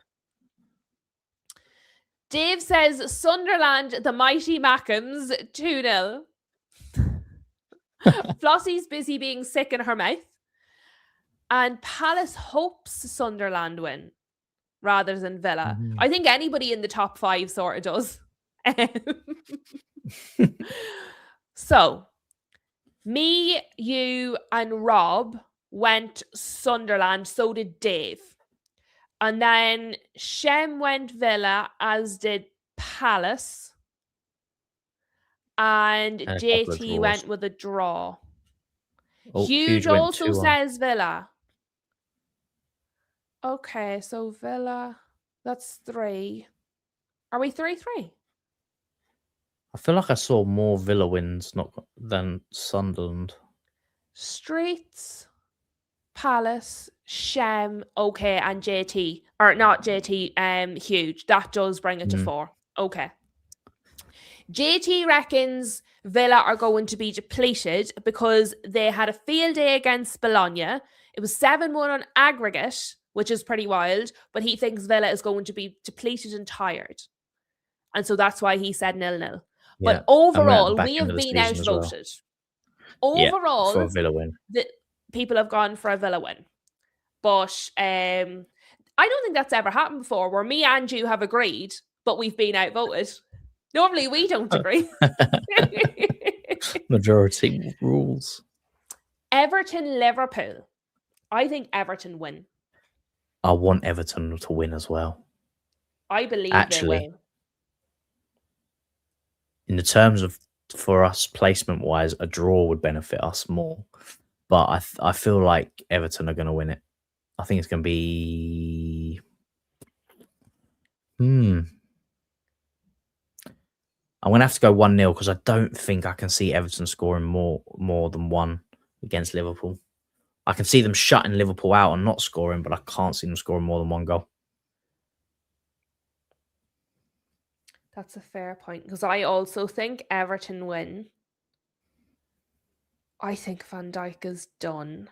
Konate is sometimes good, sometimes bad.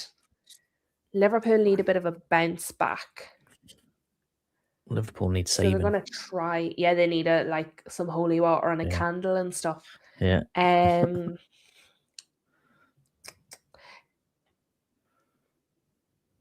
I am also trying to decide 1-0 or not.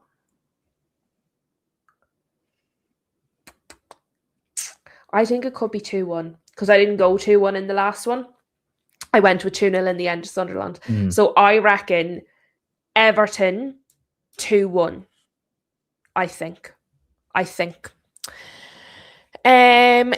Yes, I believe Grealish is still out. I think it's the end of this month he's back, as I understand. Let me double check, but I'm pretty sure it was the end of this month. When is Jack Grealish due back?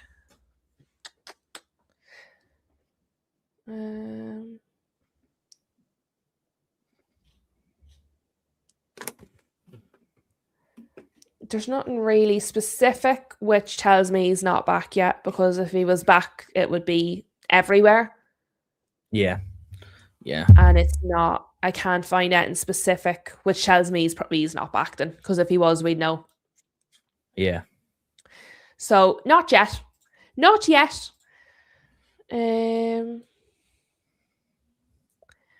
JT with a good point. The Chelsea game is a must-win for them. If Brentford and Everton actually win, Chelsea would drop to 8th.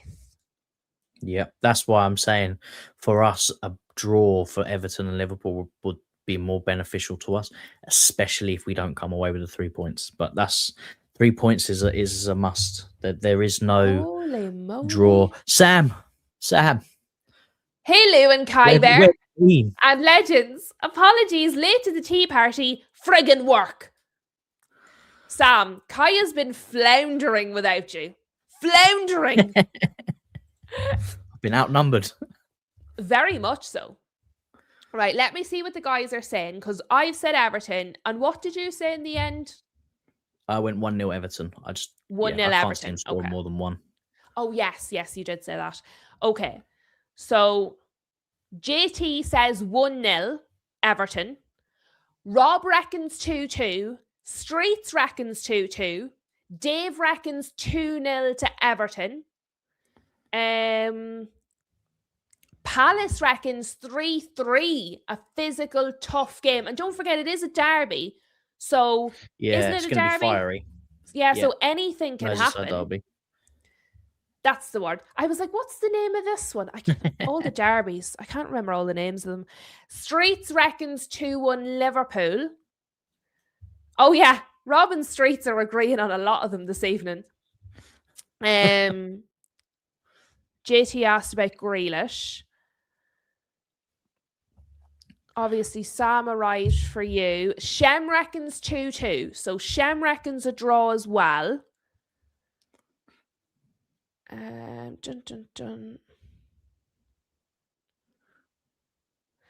Okay. Everybody is just saying hi to each other.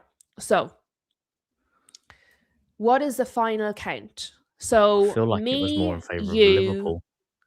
No, well, me, you, JT, Yeah. and Dave all said Everton. Then Robin then. Streets said a draw. Draw. And Palace said a draw. Streets said a draw and then said a Liverpool win. Streets beyond the Kool-Aid. All the Kool-Aid. About 10 different predictions per.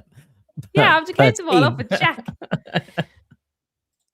Sam reckons you nick your match in the last 10 minutes. Another Cucurella header. By the way, Sam, Jerry is Dave.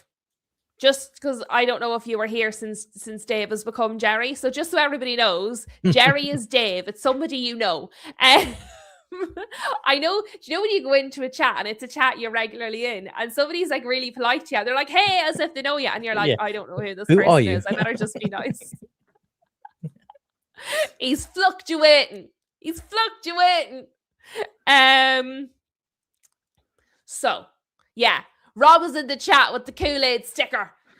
So, yeah, I think that's more Everton. Everton there. Yeah. There's a lot of Everton. So win. You said 1-0. What did then we had a 2-0 and another 1-0 and I said 2-1. So there's 2-1-0. So we'll go with 1-0. That's the populist vote. Now, Forest and Burnley. That one could be fireworks or it could be dead. Oh, Sam, I forgot about that. I completely forgot about that. We had a DNA test the other day on Logan, who's Sam's real life son, who is a Liverpool fan. It's a complicated story. That's what led to the DNA test, but it's okay. Jerry Dave sorted it out for us. Who is MSRP?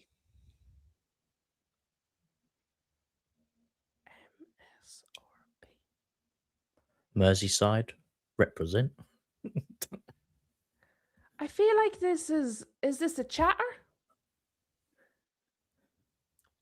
JT, who is Moonshine Rose Petal? I'm a dope. Fair. It's Aaron, who is a Liverpool fan. I was like, who is MSRP? I don't know anyone with a username that long. Moonshine Rose Petal. That's caught me off guard. Well done, JT. Because I saw your other comment that said MSRP and I couldn't understand who it was. I love it. Okay, so that's fair. We'll count that for Moonshine because Aaron is a Liverpool fan. So we'll give that one. Love that. Luke is thinking very hard. Huge has countered that by saying 6-0 Everton. You just having none of that nonsense. Love it. Big up, JT. I can't believe I didn't get that at all. Right. Forest and Burnley. This one is down the bottom. Let's just see. I think it's going to be a dead game. Forest is 16th. Burnley's 19th. I think it could be dead as well. Yeah. I think Forest are going to tip them to the win, but I think it's going to be such a boring game. So what are you saying? 1-0 Forest. I think it's also going to be dead.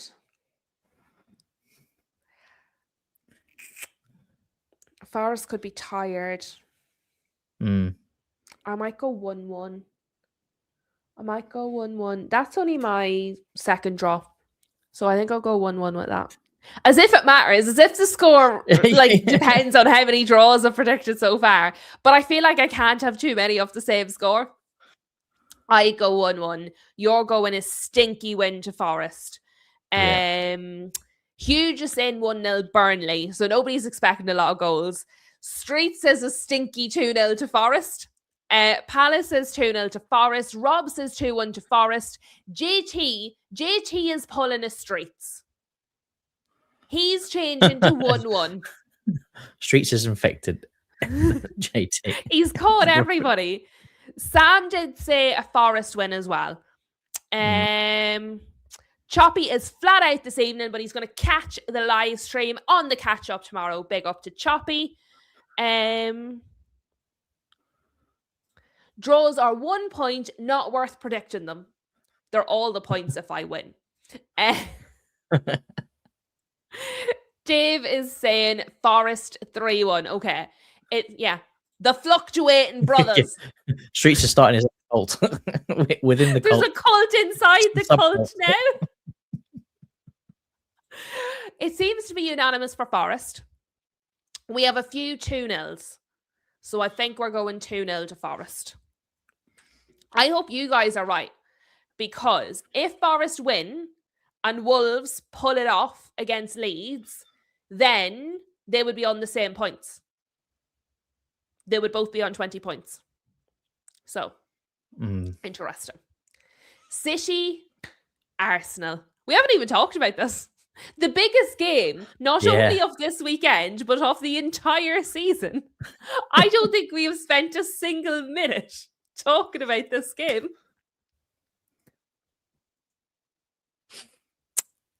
Every other channel on YouTube, this is the only thing they're talking about.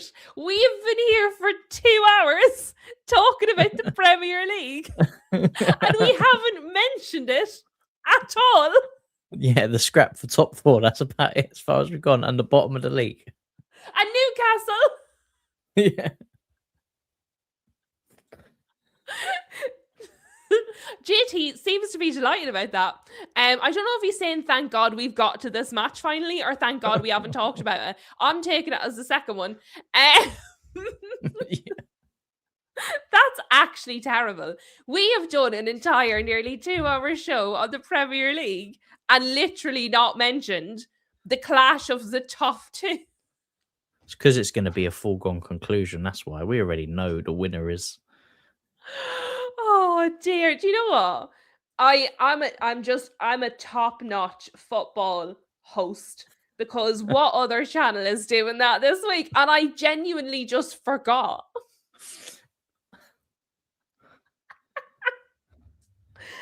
Oh dear. Oh dear. Right, Kai, you take over because I'm incompetent. So you're up. 2-1 City.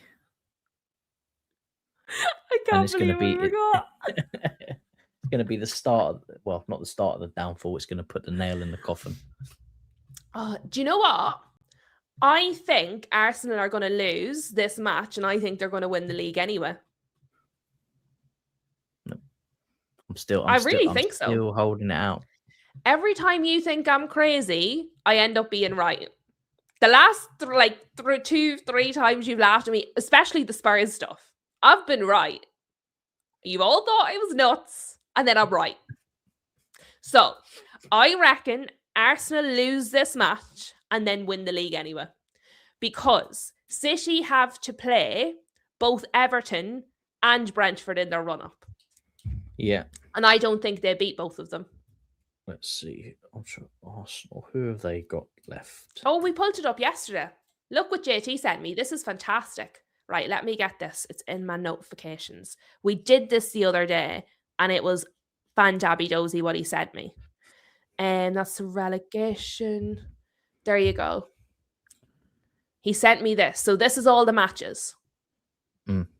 So I reckon City win.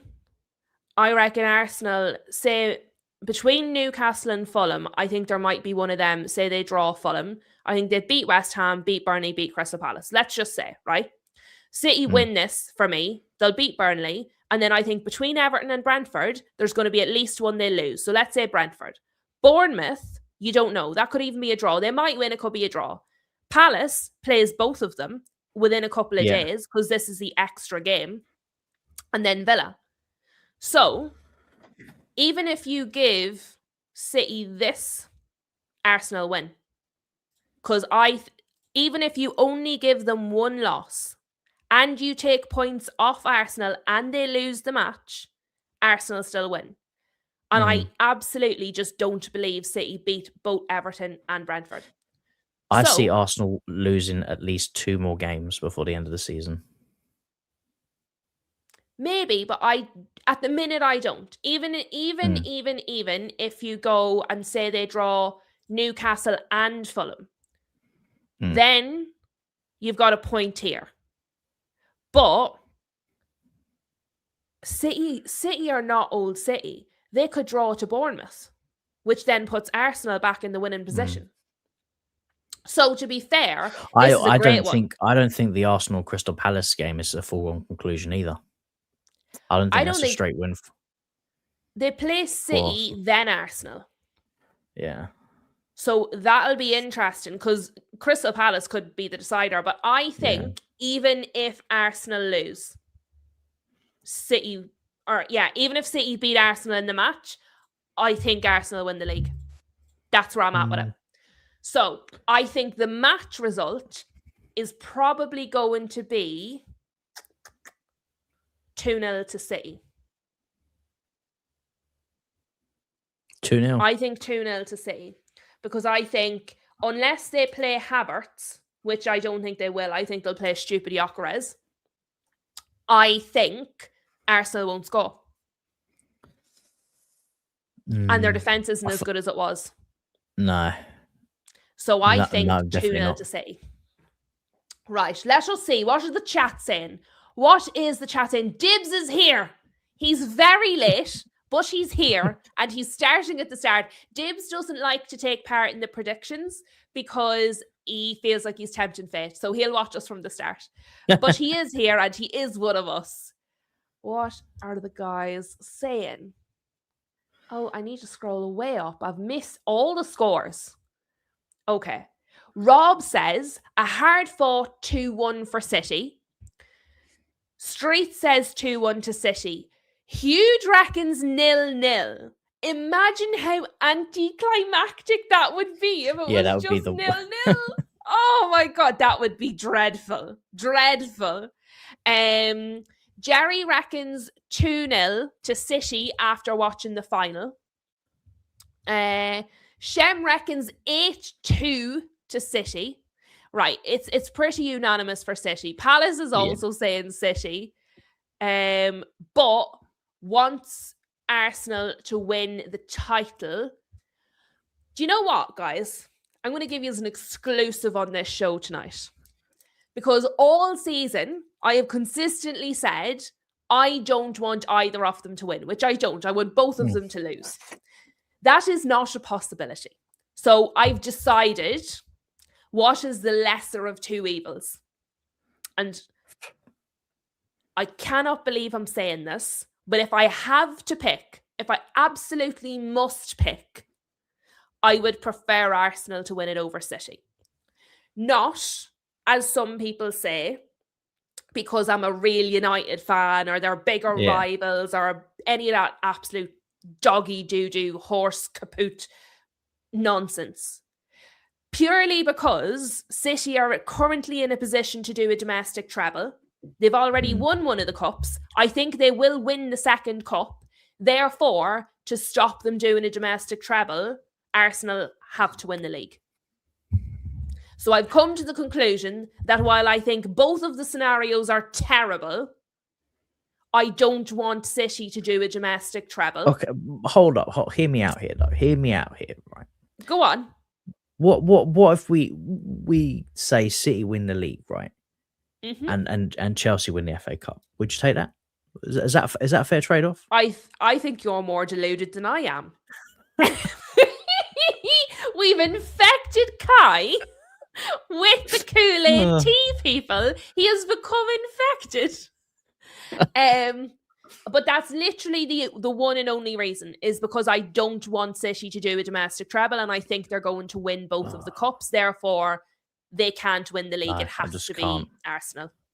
No. I don't want it either. No, I didn't make this choice. But you if I have just to did. pick, You just did. well, No, gun can't. to my head, Not. Flossie is a good in the chat, so everybody keeps telling me. But yeah, so exclusive on Live with Lou and Kai, because I haven't said that before. I only came to the conclusion really this afternoon, so I couldn't have said it before. But I've just decided a domestic treble for City is unacceptable.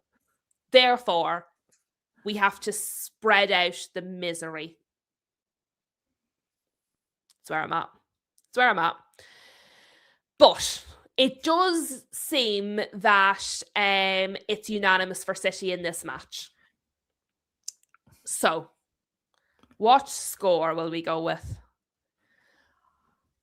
I've skipped all the scores. I can see the chat is just going crazy in here now, so I'm going to have to read it in a minute. I need to count up the scores and then I'm going to read the chat because I can see they've lost their minds. Oh no! JT says this feels like the jinx.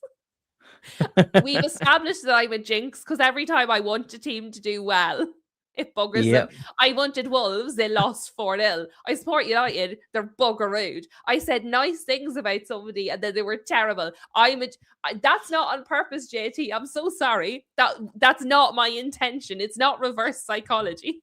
JT doesn't want my support. He's like, take it back. Yeah, you can have it back. Right. I think we're going with 2-0, 8-2, 2-1.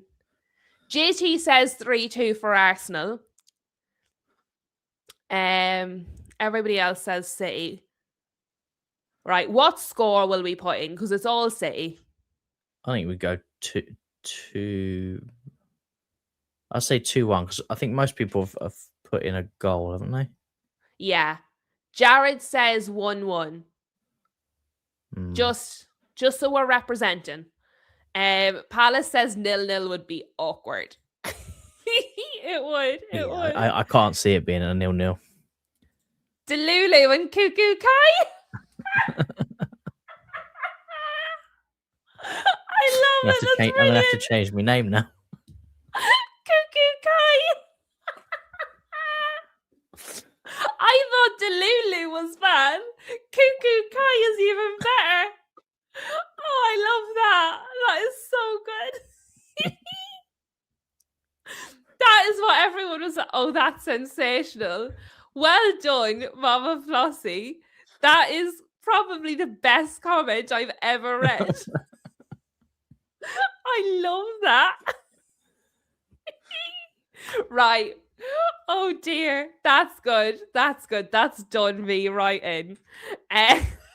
Does anyone even care about the Crystal Palace West Ham game? I feel like we've peaked now. It doesn't matter. We've reached heights. We can't top those heights. No, that's it. We've hit the top now. And yeah, JT reckons I'm a jinx. He doesn't want my support, and it's not unanimous because he voted for his own team. Oh, JT has voted with his heart instead of his head. That's when things are about to go wrong. That is absolutely when things are about to go wrong. Hugh just getting us back on track. And he says 2-1 to Palace. Everybody else is still just laughing at Flossie. Streets is saying 2-1 West Ham. Bowen Dagger. I'm going 1-1. You said 1-1? Yeah, I think 1-1. I think Palace have been dreadful. They've come back after this little hiatus. They've had a really super duper fantastic match, and then I think they fall off again. And I think West Ham beat them. and I think West Ham beat them.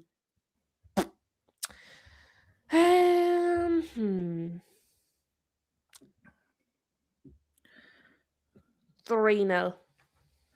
I think they really beat them. Don't forget they beat Slap 'em. Wolves 4-0. Mm. I really do. I just think they beat them. Did you see the Palace players in the pub? They got a day off and they couldn't give a single F about the league at this point. I did see that. Did you see the video? They're having a whale of a time. They're having a whale of a time. They might come in, have the time of their lives, play drunk, and actually win. They might be better drunk. But Huge is saying Palace, Streets is saying West Ham, Rob is saying 2-1 the Hammers, JT is saying 3-0 to West Ham, Palace reckons a stinky 1-1.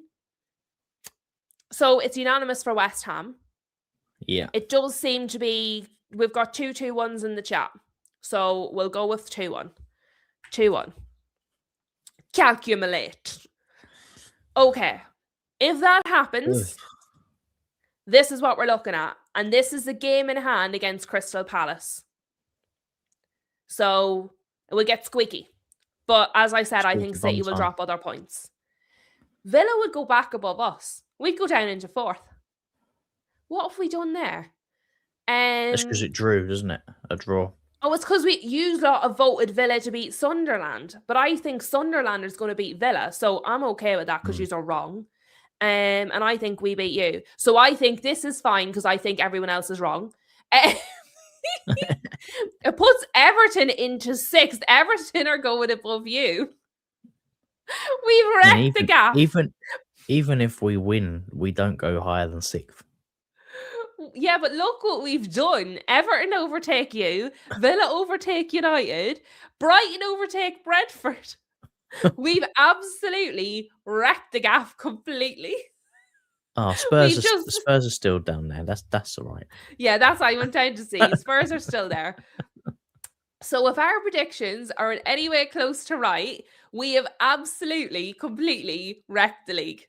Oh, God. Yes. JT says you're all wrong. I just seen Coventry scored. Oh, did they?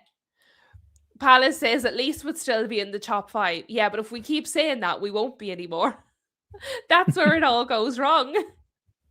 And yes, Palace is also watching the Coventry with you. And okay, yeah, no, it was Palace was letting us know. Palace was letting us know, keeping us up to date. Guys, I'm sorry. I know this, right? We've wrecked the gap with the predictions. Mama Flossie has absolutely won the whole show. Flossie has won the prize for the whole show. This is sensational. I love it. That's really that's what I would like my name to be in the title of the stream from now on, moving forward. Yeah. Oh, did I? I don't even have the little fingers on. I didn't mean to take them off. My name's not here. Your name's not here. Why are they not here? Why would it do that? All right, let me see. I didn't take them off. Do you know the way it normally asks for our wee names at the bottom? I didn't take them off. I didn't even notice. Well, I didn't there now until you said you wanted that to be your name on the stream, and then I realized I just meant in the title. Yeah, but I don't understand because I didn't remove those. That's very irritating. Yeah, well, I'm not going to start messing with things while we're live because I'll break it. Yeah, we need support. Yeah, but it should just be there.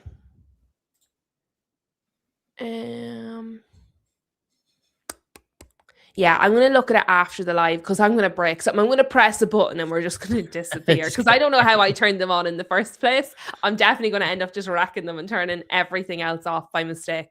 I've obviously pushed a button somewhere that's turned them off. But yeah, Mama Flossie for the win, 100%. Oh, is it because the comments there? Right, let me see. If I take the no, it shouldn't. It should still be on our names. Oh! No, Flossie was right. Flossie is now IT support. Flossie is... I have 2 IT supports now. Love it. Big up to United TV. pop it in to drop us like. Guys, actually, while Rich is here, wrote this down. So, Rich, who is here now as United TV, was Red Devil United and is having some trouble with his original channel. So he's now working on the United TV channel. That's him. But he is Red Devil United. So myself and Rich actually are going to do a one-time special crossover bonanza on Monday at lunchtime. We're going to start on here, Spell the Tea at 12 o'clock. We're going to do an hour here, and then we're going to go across to United TV and do an hour there. And speaking of crossovers, I am going to be on Behind the Dugouts at some point. Kai has very kindly agreed to let me come on his channel and wreck over there.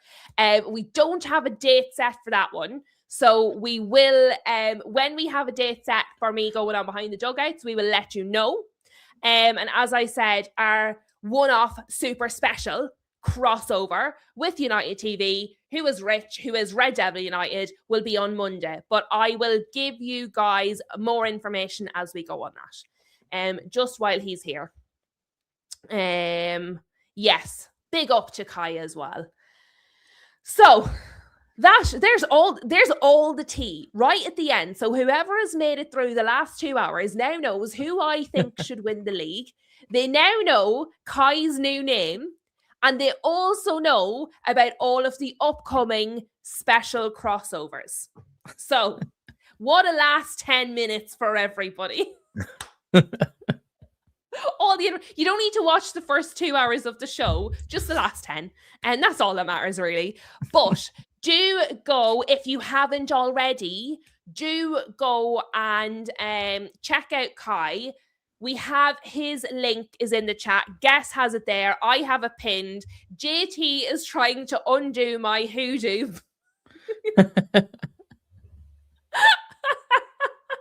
JT is doing his best to remove no saving that Arsenal jinx. now. If they lose, it's all my fault. But yes, it has been an absolutely epic stream. We've had the best of times. We've had the gremlins. We've had the IT support. We've had new nicknames.